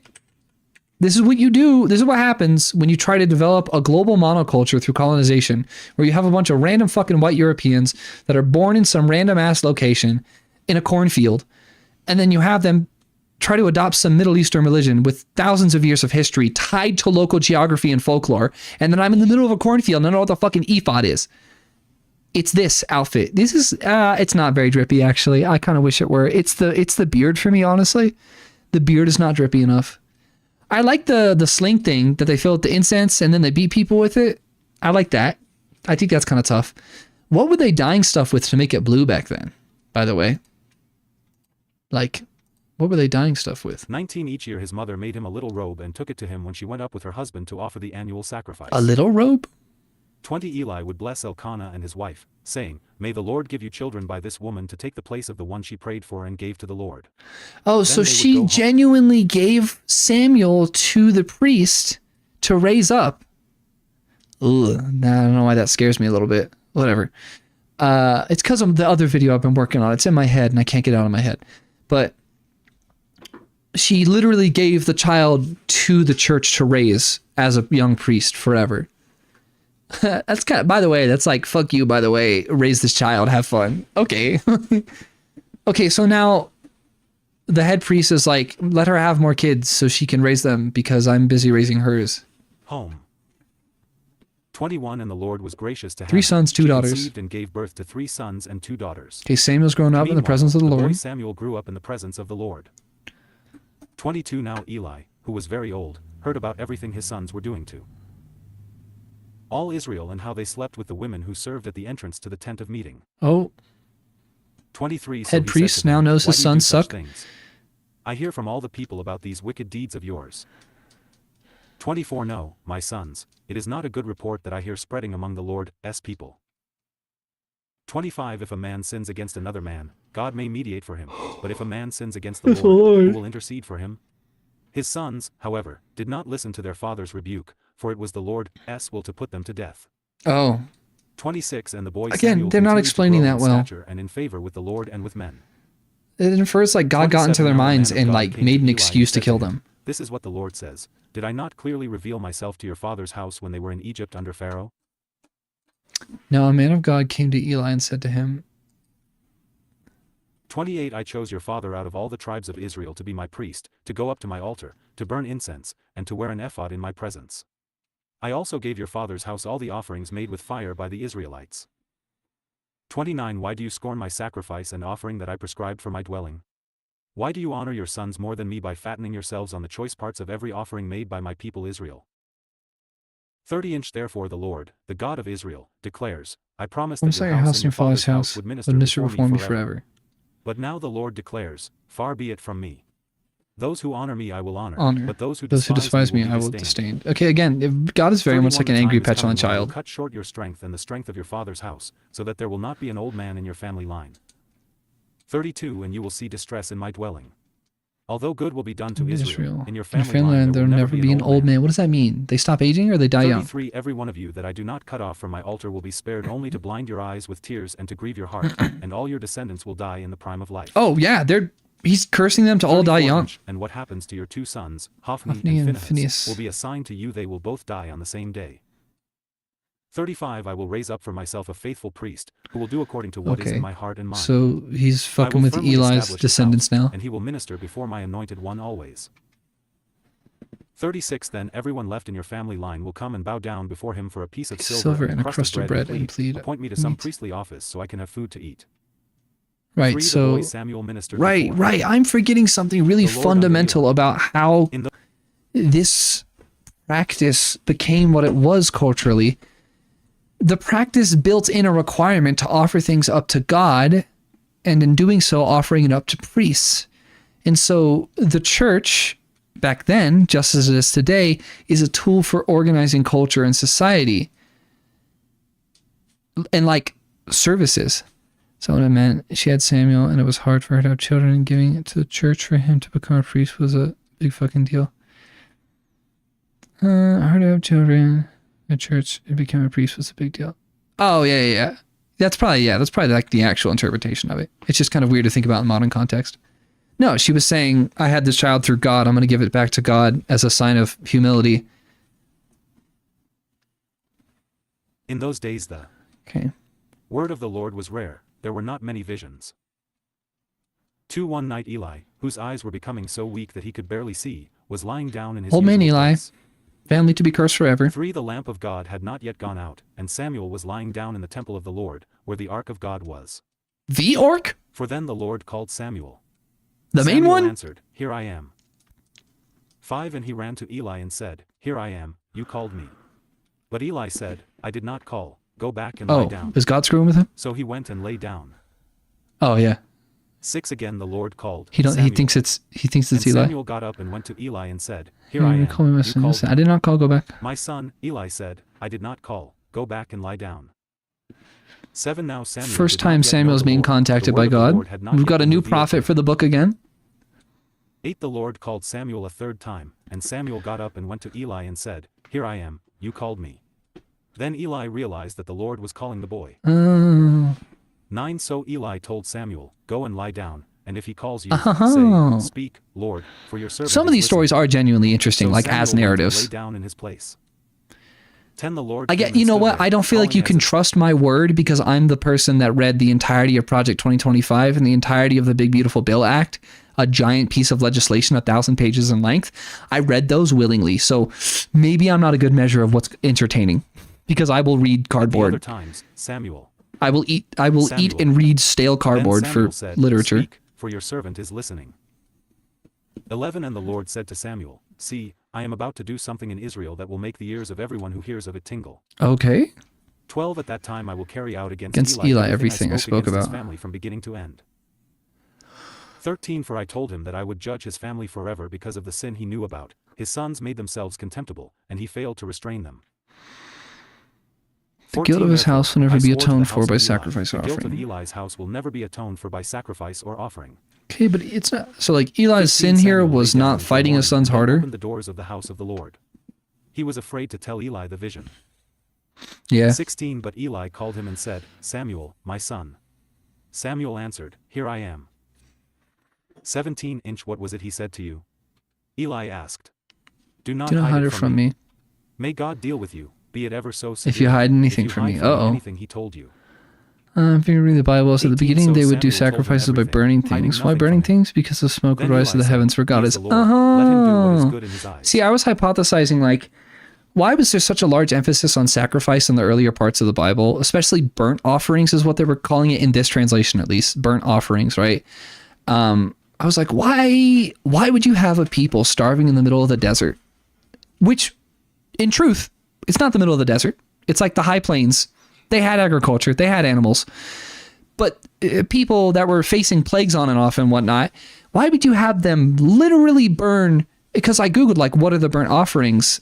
And the burnt offerings are, in fact, the full and total burning of the animal. Not like just the fat and you get to eat something else. Just getting rid of it. Throwing it in the garbage. And I get the smoke rising up to where God is, because there are a lot of scenes in the Bible where God manifests in the smoke or the flames. So that means something. But also, sociologically, it's the sunk cost fallacy. The burnt offering of an animal that you could have eaten to stay alive makes you sink a cost into this cult.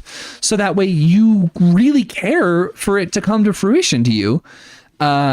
Because you've given up something. So there's this give and take, which I know, in a more kind way to spiritual people, it's more an act of humility, right? To them, I'm giving up something as a sign of humility to the Lord, and may he bless me for what I have given up to him. I get that, but sociologically, it's the sunk cost fallacy. I've given up something I need to live. This better fucking work. I could die if I don't eat this thing I need. This better fucking work. This is so important. This is economically and socially valuable to my survival, and I have burnt it to nothing, to no benefit materially. The whole psychological aspect of that sunk cost fallacy is now those people who have given up something are now going to pay really, really serious attention to if anything good happens in their life, and they're going to be like, that's because I burnt that important thing. Like, that's going to happen psychologically. So, this is how you organize this stuff. At some point when Abraham met Melchizedek, he started giving sacrifices to him, including tithes, because you can't burn gold. I do remember this one scene where it wasn't Abraham, it was definitely like Moses or Aaron or later, where they tried to make a cast idol of something, like it was like a cast idol of a deer or something out of gold, and he had to throw it into the pile and melt it down and mix it with dust and throw it into a river. That was interesting. 19 The Lord was with Samuel. Does gold melt in a normal fire? I know it has a really low melting point, but is it that low? 20 And like an unaerated wood campfire? Samuel was attested as a prophet of the Lord. Maybe.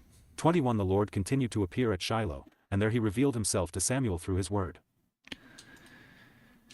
He is the Lord, let him do what is good in his eyes. And Eli said. So Samuel did tell him everything. For in Samuel's word, and Eli's just too. You need a place to gold, but it's not the top of a mountain where it gets cold and animals can kill you. The Israelites camped at Ebenezer, and the Philistines at Aphek. 2 The Philistines deployed their forces to meet Israel, and as the battle spread, Israel was more defeated wars. by the Philistines. Okay, Jesus Bible, you're moving a little too quickly for me. That was a lot. And sometimes it just freaking moves too quickly. Yeah, you can definitely melt gold. You can't burn it. Like, the whole point of gold is that it doesn't oxidize. You can't burn it in the traditional sense. Not without like not without something to like accelerate the reaction. Now the Israelites went out to fight against the Philistines. The Israelites camped at Ebenezer, and the Philistines at Aphek Battlefield. Deployed their forces. 3 When the soldiers returned to camp, the elders of Israel asked, "Why did the Lord bring defeat upon us today before the Philistines? Let us bring the Ark of the Lord's covenant from Shiloh. They're bringing the Ark out. What a risk. That's a choice. That's a choice.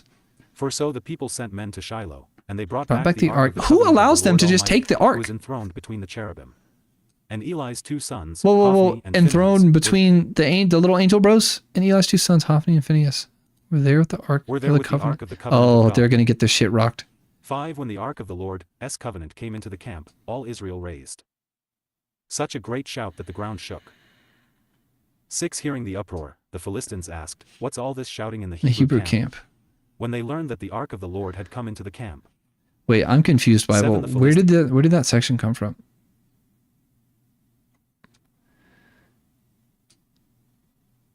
Oh, we just hit the end of a page. Sorry, sometimes this thing moves in a weird way. A god has come into the camp. They said, we're in trouble. Nothing like this has happened. Nothing like this has happened before. 8 Woe to us! Who will deliver us from the hand of these mighty gods? They're the gods who struck the Egyptians with all kinds of plagues. Gods. Oh, they're saying plural. That's probably going to piss someone 9 off. Be strong, Philistines. Be men, or you will be subject to the Hebrews, as they have been to you.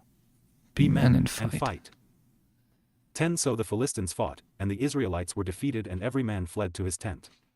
The slaughter was very great. Israel lost 30,000 foot soldiers. Holy shit. 11 The Ark of God was captured, and Eli's 2 sons. The Ark of God got captured?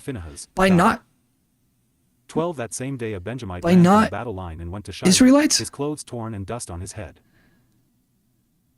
13 When he arrived, there was Eli sitting on his chair by the side of the road, watching, because his heart feared for the Ark of God. When the man entered the town and told what had happened, the whole town sent up a cry. 14 Eli heard the outcry. What is the meaning of this uproar? What is the meaning of this uproar? The man hurried over to Eli. 15 Who was 98 years old and whose eyes were set so that bro, he he's could not ancient, see. bro. 16 He told Eli, I have just come from the battle line, I fled from it this very day. Eli asked, What happened, my son? Oh, is this one of his kids? 17 The man who brought the news replied, Israel fled before the No, this is just a random and dude. the army has suffered heavy losses. So your Also, two sons are dead, and the Ark has been captured. That's so bad. This is some Indiana Jones shit. 18 When he mentioned the Ark of God, Eli Fell backwards. Yeah, this is bad. This is the Ark, is it not? His neck was broken and he Oh, died, he died for from he the was an old shock. man and heavy. He had led Israel 40 years. Oh, Eli was like the head for 40 years. His daughter-in-law, the wife of Phinehas, was pregnant and near the time of delivery. When she heard the news that the Ark of God had been captured and that her father-in-law and her husband were dead, she went to labor and gave birth. She died. Oh my God. Labor pains. They're all just suffering. 20 As she was dying, the women attending her said, Don't despair, you've given birth to a son. But she didn't respond to paying attention. Yeah, she was dying, so. 21 She named the boy Ichabod, Ichabod. saying, The glory Ichabod. has departed from Israel, because of the capture of the Ark of God. Apart from and Israel. the deaths of her father-in-law and her husband. Uh-oh. 22 She said, The glory has departed from Israel, for the Ark of God has been captured. 5 After the Philistines had captured This is actually a very dramatic turn for the Bible right now. From Ebenezer to Ashdod. 2 Then they carried the ark into Dagon's temple. Dagon? The other god? This is so bad. Narratively, this is like scary. Dagon. 3 When the people of Ashdod rose early the next day, there was Dagon, fallen on his face on the ground before the ark of the Lord. They took Dagon and put him back in his place. Okay, this confuses me so much. Dagon, is the Old Testament Bible acting like Dagon is a real god with a form? The fish dude, right? What is the historical context here? Was there a guy that they were calling Dagon? And they're like, yeah, that's him in the flesh, like Jesus. Or is the Bible saying that an actual fish dude who was being worshipped and is supernatural has now bowed? Oh, the statue of it. So their statue of him had morphed. Okay, I was like, there's no fucking way. 4 But the following morning when they rose, there was Dagon, fallen on his face on the ground before the ark of the Lord. His head and hands had been broken off and were lying on the threshold. Oh, but in the Bible, a statue literally was that god in a way. Like that's how they did their idols. The idol was the god essentially. 5 That is why to this day neither the priests of Dagon nor any others who enter Dagon's temple at Ashdod step on the threshold. 6 The Lord's hand was heavy upon the people of Ashdod and its vicinity. He brought devastation upon them and afflicted them with tumors. Tumors? Wow, cancer. God gave a bunch of people cancer. Saw what was happening, that confirms said, the ark of the God of Israel something. Must not stay here with us, because his hand is God can give people cancer. Our God. 8 So they called together all the rulers of the Philistines and asked them, What shall we do with the ark of the God of Israel? So pagan gods of the Bible were they statues. Answered, Israel was a weird ones for having an invisible god. Yeah, so like a truly invisible god. One that you can't look at. 9 But after they had moved it, the Lord's hand was against that city, throwing it into a great panic. He afflicted the people of the city, both young and old, with an outbreak of tumors. Oh, again, he's giving more people cancer. That's crazy work. They sent the ark of God to Ekron. As the ark of God was entering Ekron, the people of Ekron cried out, They have brought the ark of the God of Israel around to us to kill us and our people. Well, yeah, I mean, y'all did capture 11, this thing that auto kills anyone who takes it without permission. Away. Let it go back to its own place, or it will kill us and our people. For death had filled the city with panic. God's hand was very heavy upon it. 12 those who Again, did not tumors. die were afflicted with Tumors is crazy. and the outcry of the city went up to heaven. 6 When the ark of the Lord had been in Philistine territory 7 months. 2 The Philistines called for the priests and the diviners and said, "What shall we do with the ark of the Lord? Tell us how we should send it back to its place." 3 They answered, "If you return the ark of the God of Israel, do not send it away empty, It's the ark. but Doesn't by it all means contain send the a guilt commandments? offering to him. Then you will be healed, and you will know why his hand has not been lifted from you." But For the Philistines aren't they asked, going to end up "What covering guilt offering the should we send to him?" They replied, commandments 5 with stuff? gold tumors and 5 gold rats, according to the number of the Philistine rulers, because the same plague has struck both you and your rulers. 5 Make models of the tumors and of the rats that are destroying the country, and pay honor to Israel's God. Perhaps he will lift his hand from you and your gods and your land. 6 Why do you harden your hearts as the Egyptians and Pharaoh did? When he treated them harshly, did they not send the Israelites out so they could go on their way? Oh, so someone's trying to learn from the Egyptians. Get a new cart ready, with 2 cows that have calved and have never been yoked. Hitch the cows to the cart, but take their calves away and pen them up. 8 Take the ark of the Lord and put it on the cart, and in a chest beside it put the gold objects you are sending back to him as a guilt offering. This should contain the Send 10 it on its commandments, way. right, though, right? They gotta be 9 careful. But keep watching it. If it goes up to its own territory, toward Beth Shemesh, then the Lord has brought this great disaster on us. But if it does not, then we will know that it was not his hand that struck us and that it happened to us by chance. 10 So they did this. They took 2 such cows and hitched them to the cart and penned up their calves. 11 They placed the ark of the Lord on the cart and along with it the chest containing the gold rats and the models of the tumors. Okay. 12 Then the cows went straight up toward Beth Shemesh, keeping on the road and lowing all the way. They did not turn to the right or to the left. Oh, The rulers of they're the gonna let the Philistines cows followed them auto-navigate. as far as the border of Beth Autopilot. Shemesh. 13 Now the people of Beth Shemesh were harvesting their wheat in the valley, and when they looked up and saw the ark, they got the ark they back. rejoiced at the Huge. sight. W for them. 14 The cart came to the field of Joshua of Beth 3 Shemesh, cows too, I and guess. there it stopped beside a large rock. The people chopped up the wood of the cart and sacrificed the cows as a burnt They did a burnt to the Lord. offering. Classic. 15 The Levites took down the ark of the Lord, together with the chest containing the gold objects, and placed them on the large rock. On that day the people of Beth Shemesh offered burnt offerings and made sacrifices to the Lord. Okay. 16 The 5 rulers of the Philistines saw all this and then returned that same day to Ekron. 17 These are the gold tumors the Philistines sent as a guilt offering to the Lord. 1 each for Ashdod, For each Gaza, Ashkelon, area. Gath, and Ekron. Gaza, Ashkelon, Gath, and 18 Ekron. And the number of the gold rats was according to the number of Philistine Philistine towns belonging towns. to the 5 rulers, the fortified towns with their country villages. Country The villages large is a good way to rock put on it. which they set the ark of the I Lord might use that is a language moving witness forward in this this to day in the reference field of those. Joshua of Beth Shemesh. 19 What But has God struck Samuel been down up some to of the men of recently? Beth He hasn't been putting mentioned in a 70 of them bit. to death because they had looked into the ark of the Lord. Oh, they looked in. Not allowed to do People that. mourned because of the heavy blow the Lord had dealt them. Yeah, the rules say so. 20 And the men of Beth I've seen Shemesh Indiana asked, "Who can Jones. stand in the presence of the Lord, this holy God? To whom will the ark go up from here?" 21 Then they sent messengers to the people of Kiriath Jearim, saying, "The Philistines have returned the ark of the Lord. Come down and take it up to your place." 7 So the men of Kiriath Jearim came and took up the ark of the Lord. They took it to Abinadab's house on the hill and consecrated Eleazar his son to guard the ark of the Lord. 2 It was a long time, 20 years in all, that the ark remained at Kiriath Jearim, and all the people of Israel mourned and sought after the Lord. Okay. And Samuel 3 said, And Samuel uh-oh. said to the whole house of Israel, "If you are returning to the Lord with all your hearts, then rid yourselves of the foreign gods and the Ashtoreths and commit yourselves to the Lord and serve him only, and he will deliver you out of the hand of the Philistines." For so the Israelites put away their Their Baals Baals. and Ashtoreths, No and served the Baal. Lord only. 5 Then Samuel I said, gotta Google "Assemble all Ashtoreth. Israel at Mizpah." I haven't Googled like what god that is. Ash. Jareth. Oh, come on, just give me Wikipedia. Astaroth. You mean like the thing that Raven says in Teen Titans? Is that almost the exact same word? Ashtoreth instead of Ashtaroth. Surely these are a similar thing. No, I'm starting to think these aren't the same thing. Well, now I'm confused. Ashtoreth. It keeps retranslating it to this for me. Oh, originally Ashtoreth. Okay, it says it right there.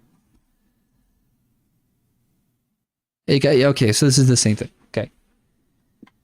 The name Ashtoreth is supposed to be tribe. What is it? Is archdemon, considered to be great duke of hell in demonology. Motherfucker, what you mean demonology, bro? Was theorized as an alter ego of various goddesses in ancient mythology across cultures, which are demonized by the biblical demonology system. Holy shit, there's a biblical demonology system? Features an archdemon associated with cloth. A start date from Miriam of Sevilla.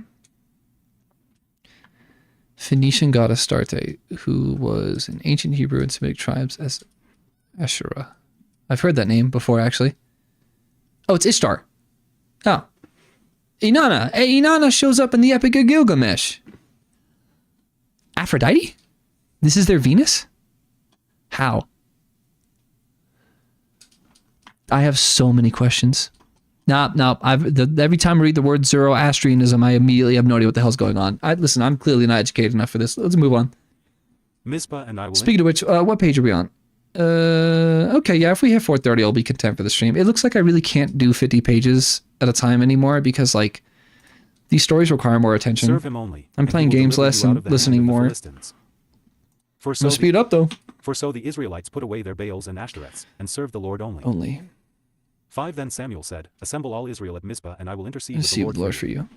Okay, Samuel's really 6 doing When the they had leading assembled at again. Mizpah, they drew water and poured it out before the Lord. On that day they fasted, and there they confessed, "We have sinned against the Lord." And Samuel was leader of Israel at Mizpah. 7 When the Philistines heard that Israel had assembled at Mizpah, the rulers of the Philistines came Same up to got attack different them. names. Don't worry about And it. when the Yeah, Israelites heard of it, I'm they gonna were try not afraid to. because of the Philistines. I can always learn more stuff later. 8 They said to I Samuel, gotta make sure I "Do not actually stop get the crying out basic to stuff Lord from our the God beginning. for us, that he may rescue us from the hand of the Philistines." 9 Then Samuel took a suckling lamb and offered it up as a whole burnt offering to the Lord. He cried out to the Lord on Israel's behalf, and the Lord answered him. 10 While Samuel was sacrificing the burnt offering, the Philistines drew near to engage Israel in battle. But that day the Lord thundered with loud thunder against the Philistines and threw them into such a panic that they were routed before the Israelites. 11 The men of Israel rushed out of Mizpah and pursued the Philistines, slaughtering them along the way to a point below Beth-kar. 12 Then Samuel took a stone and set it up between Mizpah and Shun. He named it Ebenezer, saying, "Thus far has the Lord helped us." 13 So the Philistines were subdued and did not invade Israelite territory again. Throughout Samuel's lifetime, the hand of the Lord was against the Philistines. Good for him. 14 The towns from Ekron to Gath that the Philistines had captured from Israel were restored to her, and Israel delivered the neighboring territory from the power of the Philistines. And there was peace between Israel and the Amorites. 15 Samuel continued as judge over Israel all the days of his life. 16 From year to year he Judge went is on the circuit term from they're Bethel to using Gilgal now. to Mizpah, judging Israel in all those places. 17 But he always went back to Ramah, where What do judges do in the Bible? I'm like, because like they had that section on judges, which was the series of people that kind of ruled over Israel in the meantime. No, put your AI thing away, Ecosia. I don't know why. Like it's because I'm using an incognito tab. Yeah, every time I do that, it does that. What is a judge? Rulers who preside over. Yeah, it's very clearly they're mini kings. Okay, okay. Glad I understand that. where his home was, and there he also judged Israel. And he built an altar there to the Lord. 8 When Samuel grew old, he appointed his sons as judges for Israel. New boys. Joel? The name of his firstborn From the was hit Joel, game The and Last name of his Us? second was Abijah, and they served at Beersheba. 3 That'd But be his just a sons did crazy not walk name, in his low-key. ways. They turned aside after dishonest gain and accepted bribes and perverted justice. For so all the elders of Israel gathered together and came to Samuel at Ramah.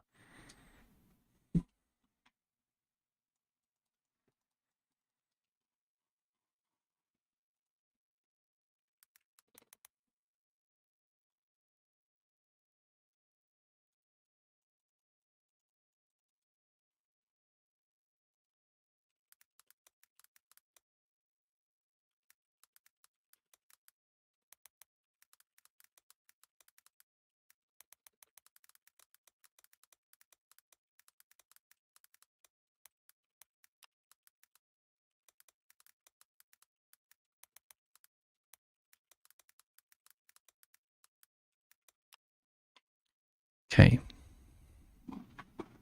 Ramah. 5 They said to him, You are old, and your sons do not walk in your ways. Now appoint a king to lead us, such as all the other nations have. 6 But when they said, Give us a king to lead us, this displeased Samuel, so he prayed to the Lord.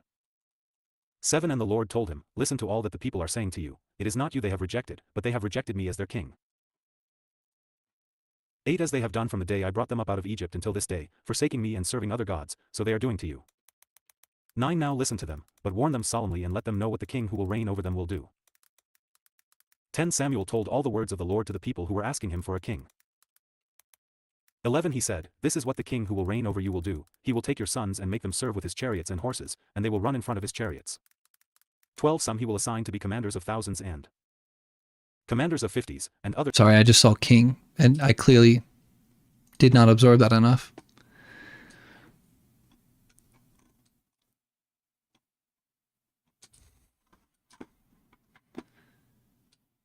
Ark of the Lord, long time, 20 years in all. Yes, his sons. Okay, back to here. They turned aside after dishonest gain and accepted bribes and perverted justice. For so all the elders of Israel gathered together and came to Samuel at Ramah. Again with his sons not doing 5 his same thing. You are old, and your sons do not walk in your ways. Now appoint a king to lead us, such as all the other nations have. Yeah, more with the king 6 thing. But when they said, Give us a Very king to lead us, pro-monarchy. this displeased Samuel, so he prayed to the Lord. 7 And the Lord told him, Listen to all that the people are saying to you. It is not you they have rejected, but they have rejected me as their king. Oh. 8 As they have That's done from the day I not brought going to them go up out of good. Egypt until this day, forsaking me and serving other gods, so they are doing to you. Yeah. 9 Now listen to them, but warn them solemnly and let them know what the king who will reign over them will do. 10 Samuel told all the words of the Lord to the people who were asking him for a king. 11 He said, This is what the king who will reign over you will do, he will take your sons and make them serve with his chariots and horses, and they will run in front of his chariots. 12 Some he will assign to be commanders of thousands and commanders of 50s, and others to plow his ground and reap his harvest, and still others to make weapons of war and equipment for his chariots. 13 He will take your daughters to be perfumers and cooks and bakers. 14 He will take the best of your fields and vineyards and olive groves and give them to his attendants. 15 He will take a tenth of your grain and of your vintage and give it to his officials and attendants. 16 Your menservants and maidservants and the best of your cattle and donkeys he will take for his own use. 17 He will take a tenth of your flocks, and you yourselves will become his slaves. 18 When that day comes, you will cry out for relief from the king you have chosen, and the Lord will not answer you in that day. Because you didn't choose the 19 Lord as People king refused first. to listen to Samuel. No, they said. We want a king We over want a us. king over us. Yeah, so 20 Then we will be what do we like call all this again? The killing of kings is called regicide? If the Bible is pro-regicide, that's kind of badass. the other nations, with a king to lead us and to go out before us and fight our battles. 21 When Samuel heard But all again, that the this people is said, like, again, I'm trying to make sense of my friend. I need to stop saying my friend, and I probably should message them that I've been doing these streams and that their position partly inspired me. This Christian anarchist person I am aware of, I see glimpses of it, right? But I feel like this is a document that's so long that I could realistically take any, if you're talking about like the four corners political chart of authoritarian to libertarian from left to right or whatever, I bet I could create an example of anyone on any point of that chart and defend the Bible or use the Bible to defend their positions. It's just such a big document that like you could write it anyway like that. said, he repeated it before It's the like Lord. monkeys and typewriters. 22 The Lord answered, Listen to them and give them a king. Then Samuel said to the men of Israel, Everyone go back to his town. 9 There was a Benjamite, a man of standing, whose name was Kish son of Abel, the son of Zerah, the son of Becherath, the son of Aphiah of Benjamin. 2 He had a son named Saul, Saul. an impressive young man without equal among the Israelites, a head taller than any of the Oh, others. is a really tall son named Saul? 3 Now the donkeys belonging to Saul's father Kish were lost, and Kish said to his son Saul, Take one of the servants with you and go and look for the donkeys. What is this sudden For so story they we've passed jumped through the into? hill What is country of going on? Ephraim and through the area around Shalisha, but they did not find them. They went on into the district of Shalim, but the donkeys were not there. Then he passed through the territory of Benjamin, but they did not find them. I would change the law in the New Testament. Get there and you'll get it probably. It has structure. Yeah, I can tell that like the Old Testament very much. The Old Testament and the New Testament genuinely feel like different religions. Not that I've read much of the New Testament yet, obviously. But I can tell that this is not at all going to be like what I understand and already know of the New Testament. 5 When they reached the district of Zuph, Saul said to the servant who was with him, Come, let's go back, or my father will stop thinking about the donkeys and start worrying about us. 6 But the servant replied, Look, in this town there is a man of God, he is highly respected, and everything he says comes true. Let's go there now. Perhaps he will tell us what way to take. 7 Saul said to his servant, If we go, what can we give the man? The food in our sacks is gone. We have no gift to take to the man of God. What do we have? 8 The servant answered him again. Look, he said, I have a quarter of a shekel of silver. I will give it to the man of God so that he will tell us what way to take. 9. Formerly in A Israel, man if went a to man cry, went to God inquire would of say, God, "Come, he let would us go say, to the "Come, seer." let us go to the seer, because the prophet of today used to be called a seer. Yeah. Seer is 10 an inch good, old term. Saul said to his servant, "Come, let's go." And when it's a So girl, they it's set out called for a the town where the shibble. man of God was. Sybil. 11 Instead As of they were going seer. up the hill to the town, they met some girls coming out to draw water, and they asked them, "Is the seer here?" 12 inch he is, they answered. "He's ahead of you. Hurry now, he has just come to our town today, for the people have a sacrifice at the high place." Is this Samuel or no? Are they 13 talking about As soon as Samuel? you enter the town, you will find him before he goes up to the high place to eat. The people will not begin eating until he comes, because he must bless the sacrifice. Afterward, those who are invited will eat. Go up now, you should find him about this time. 14 They went up to the town, and as they were entering it, there was Samuel, Yeah, it coming was toward them Samuel. on his way Okay. up to the high place. 15 Now the day before Saul came, the Lord had revealed this to Samuel. I'll send you a man from the land of 16 About Benjamin. this time tomorrow, Anoint I will him send you a man leader from the over land of my Benjamin. people Israel. He will deliver my Anoint him people leader from the over hand my of the people Israel. Philistines. He will deliver my people from the hand of the Philistines. I have looked upon my people, for their cry Cries has reached me. 17 When Samuel caught sight of Saul, the Lord said to him, "This is the man I spoke to you about, he will govern my people." Okay. 18 Saul approached Samuel in the gateway and asked, "Would you please tell me where the seer's house is?" 19 I am the seer, Samuel replied. "Go up ahead of me to the high place, for today you are to eat with me, and in the morning I will let you go and will tell you all that is in your heart."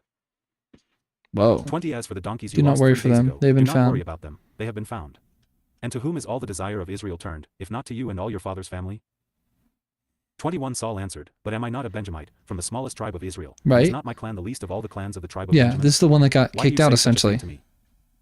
22 Then Samuel brought Saul and his servant into the hall and seated them at the head of those who were invited, about 30 in number. 23 Samuel said to the cook, "Bring the piece of meat I gave you, the one I told you to lay aside." 24 So the cook took up the leg with what was on it and set it in front of Saul. Samuel said, "Here is what has been kept for you. Eat, because it was set aside for you for this occasion, from the time I said, I have invited guests." And Saul dined with Samuel that day. Okay. 25 After they came down from the high place to the town, Samuel talked with Saul on the roof of his house. 26 They rose about daybreak and Samuel called to Saul on the roof, "Get ready, and I will send you on your way." When Saul got ready, he and Samuel went outside together. 27 As they were going down to the edge of the town, Samuel said to Saul, "Tell the servant to go on ahead of us," and the servant did so. I'm actually very "Stay here a interested while, what's going so to that I may happen give you next. a message from God." Can't believe it, but 10 Then Samuel I took want to a know what flask of Samuel's oil going to do. and poured it on Saul's head and kissed him, saying, "Has not the Lord anointed you leader over his inheritance?"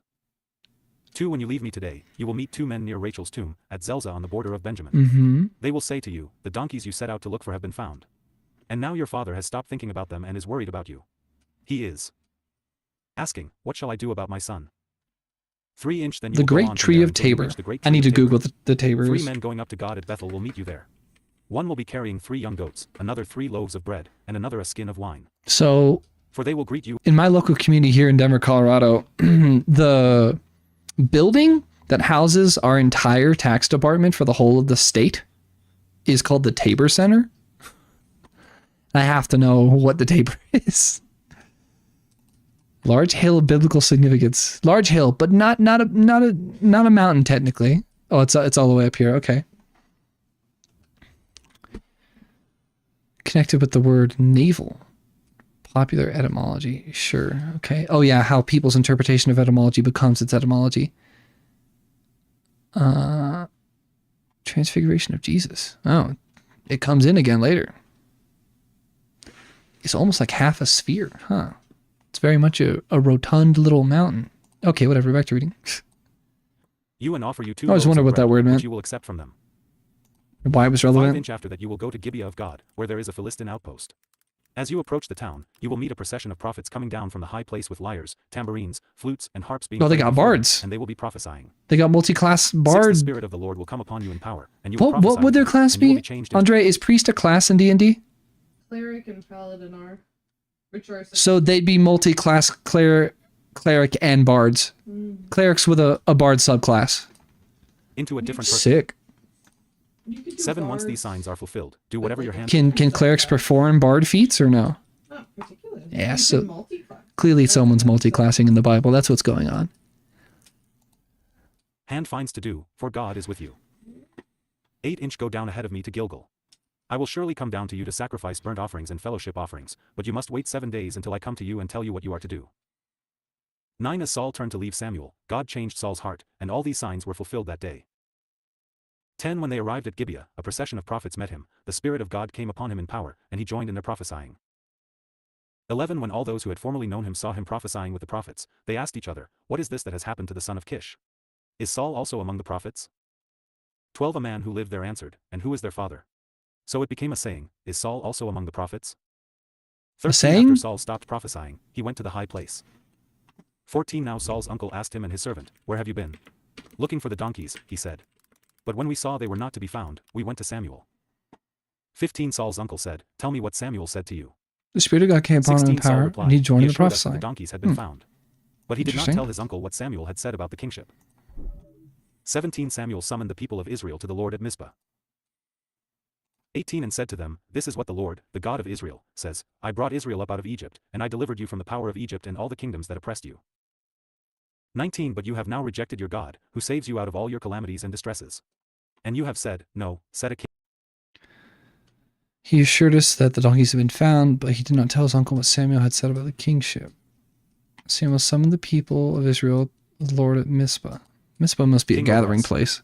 So now present yourselves before the Lord by your tribes and clans. 20 When Samuel brought all the tribes of Israel near, the tribe of Benjamin was chosen. 21 Then he brought forward the tribe of Benjamin, clan by clan, and Matri's clan was chosen. Finally Saul son of Kish was chosen. But when they looked for him, he was not to be found. 22 So they inquired further of the Lord, "Has the man come here yet?" And the Lord said, "Yes, he has hidden himself among the baggage." 23 Why? They ran and brought him out, and as he stood among the people he was a head taller than any of the others. Yeah, he is giant. Right, I forgot. 24 Saul was Samuel said giant. to all the people, "Do you see the man the Lord has chosen? There is no one like him among all the people." Then the people shouted, "Long live the king." Okay, we're doing monarchy. 25 Go Samuel for it. explained to the people the regulations of the kingship. He wrote them down on a scroll and deposited it before the Lord. Then Samuel dismissed the people, each to his own home. 26 Saul also went to his home in Gibeah, accompanied by valiant men whose hearts God had touched. 27 But some troublemakers said, "How can this fellow save us?" They despised him and brought him no gifts. But Saul kept silent. 11 Nahash the Ammonite went up and besieged Jabesh Gilead. And all the men of Jabesh said to him, "Make a treaty with us, and we will be subject to you." 2 But Nahash the Ammonite replied, "I will make a treaty with you only on the condition that I gouge out the right eye of every one of you and so bring disgrace on all Israel." Huh? Nahash the Ammonite. The Bible. Nahash the Ammonite went up and besieged Jabesh Gilead. And all the men of Jabesh said to him, "Make a treaty with us, and we will be subject to you." The condition I gouge out the right eye of every one of you, and so bring disgrace on all Israel. Oh, Jesus. Not bueno. 3 The elders of Jabesh said to him, Suboptimal. "Give us 7 days so we can send messengers throughout Israel. If no Suboptimal. one comes to rescue us, we will surrender to you." For when the messengers came to Gibeah of Saul and reported these terms to the people, they all wept aloud. 5 Just then Saul was returning from the fields, behind his oxen, and he asked, "What is wrong with the people? Why are they weeping?"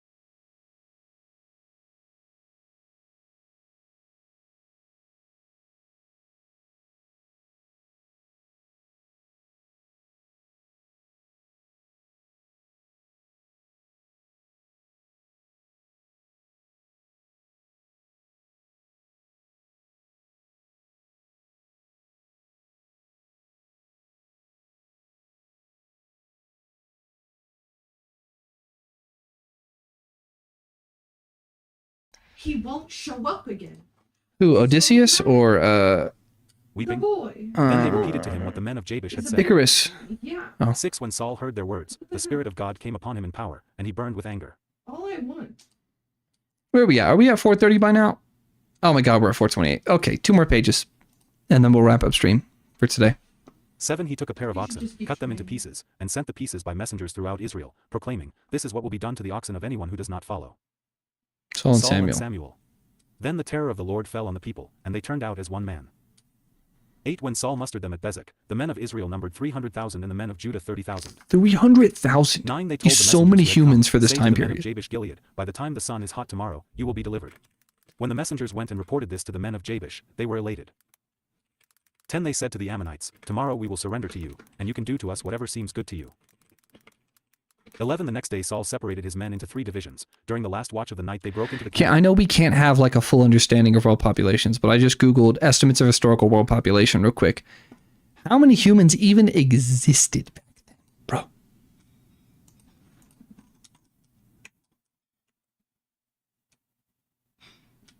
Ever alive today?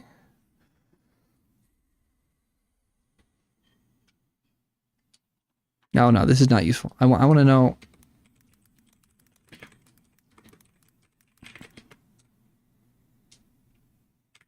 Let's do 2000 BC. How many people were even around back then, bro?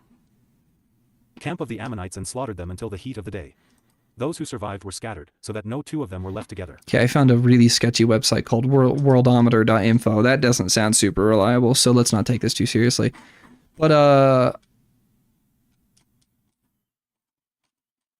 well, I mean, it seems to infer that even, like, only a couple hundred years after the birth of Christ, we had multiple hundreds of millions of people already. Like, about 200 million. That's a lot of people back then. 12 The people then said to Samuel, "Who was it that asked, 'Shall Saul reign over us?' Bring these men to us and we will put them to death." 13 But Saul said, "No one shall be put to death today, for this day the Lord has rescued Israel." How 14 so? Then Samuel said to the people, "Come, let us go to Gilgal and there reaffirm the kingship." 15 So all the people went to Gilgal and confirmed Saul as king in the presence of the Lord. There they sacrificed fellowship offerings before the Lord, and Saul and all the Israelites held a great celebration. 12 Samuel said to all Israel, "I have listened to everything you said to me and have set a king over you. 2 Now you have a king as your leader. As for me, I am old and gray, and my sons are here with you. I have been your leader from my youth until this day. 3 Here I stand. Testify against me in the presence of the Lord and his anointed. Whose ox have I taken? Whose donkey have I taken? Whom have I cheated? Whom have I oppressed? From whose hand have I accepted a bribe Andrea, to you make want me to do shut my steak eyes? fried rice for dinner If I have tonight? done any of these, I will make it right." "For inch you have not cheated or oppressed us," they replied. Sure. Cool. "You have not taken anything from anyone's hand." 5 Samuel said to them, "The Lord is witness hungry, against you, and unfortunately. also his anointed is witness this day, that you have not found anything in my hand." "He is witness," they said. 6 Then Samuel said to the people, "It is the Lord who appointed Moses and Aaron and brought your forefathers up out of Egypt. Moses and Aaron, the 7 Now brothers. then, stand here, because I am going to confront you with evidence before the Lord as to all the righteous acts No performed sound. by Oh the yeah, Lord for sorry, you and yeah. your fathers." Nelson, sorry, I was actually muting something because I was talking to my wife about something that I didn't want to dox. So that's why there was no sound for a sec. Sorry, that was on purpose. Fathers. 8 Inch After Jacob entered Egypt, they cried to the Lord for help, and the Lord sent Moses and Aaron, who brought your forefathers out of Egypt and settled them in this place. 9 Inch But they forgot the Lord their God, so he sold them into the hand of Sisera, the commander of the army of Hazor, and into the hands of the Philistines and the king of Moab, who fought against them. 10 They cried out to the Lord and said, "We have sinned, we have forsaken the Lord and served the Baals and the Ashtoreths. The Baals. But now deliver us from the hands of our Baal. enemies, and we will serve you." Baal. God. 11 Then the Lord sent Jerubbaal, Just Barak, generic demon or Jephthah, what? and Samuel, and he delivered you from the hands of your enemies on every side, so that you lived securely. Curse you, Baal. 12 Inch But when you saw that Naash king of the Ammonites was moving against you, you said to me, "No, we want a king to rule over us even though the Lord your God is your This king." is not as scary as I thought it would be. 13 Now here is the king you have chosen, the one you asked for. See, the Lord has set a king over you. 14 If you fear the Lord and serve and obey him and do not rebel against his commands, and if both you and the king who reigns over you follow the Lord your God good. 15 God But if you do good. not obey the Lord, and if you rebel against his commands, his hand will be against you, as it was against your fathers. 16 Inch Now then, stand still and see this great thing the Lord is about to do What's he before about your to do? eyes. 17 Is it not wheat harvest To now? send thunder and I will rain. call upon the Lord to send thunder and rain. Uh-oh. And you will realize what an evil thing you did in the eyes of the Lord when you asked for a king. Uh-oh. 18 Then Samuel called upon the Lord, and that same day the Lord sent thunder and rain. So all the people stood in awe of the Lord and of Samuel. 19 The people all said to Samuel, "Pray to the Lord your God for your servants so that we will not die, for we have added to all our other sins the evil of asking for a king." 20 Inch Do not be afraid, Samuel replied. You have done all this evil, yet do not turn away from the Lord, but serve the Lord Interesting. with all your heart. 21 Do not turn away after useless idols. They can do you no good, nor can they rescue you, because they are useless. 22 For the sake of his great name the Lord will not reject his people, because the Lord was pleased to make you his own. 23 As for me, far be it from me that I should sin against the Lord by failing to pray for you. And I will teach you the way that is good and right. 24 But be sure to fear the Lord and serve him faithfully with all your heart. Consider what great things he has done for you. 25 Yet if you persist in doing evil, both you and your both king you will and be your king swept will be away. swept away. Okay. I think I'm going to pause there for now. We are on page 430 exactly. Ooh, I'm tired.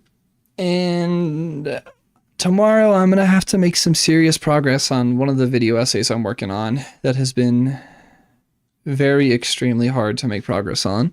The one that I posted about on the channel's post recently.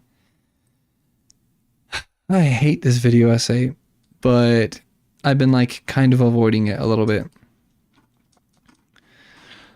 I'll just deal. Okay, I'm gonna end stream here. I'm gonna work on some video essay stuff tomorrow. I don't live stream that sort of thing. That'll just be me working independently. And maybe I will continue making progress tomorrow and stream a little bit more. But I am getting really tired of Don't Starve. I think I'm gonna have to find another game to play at some point. Slime Rancher. Slime Rancher? I've played it so many times. I'll figure something out. Easy. I'll figure something out. All right, that's the end of the stream. Take care. Bye-bye.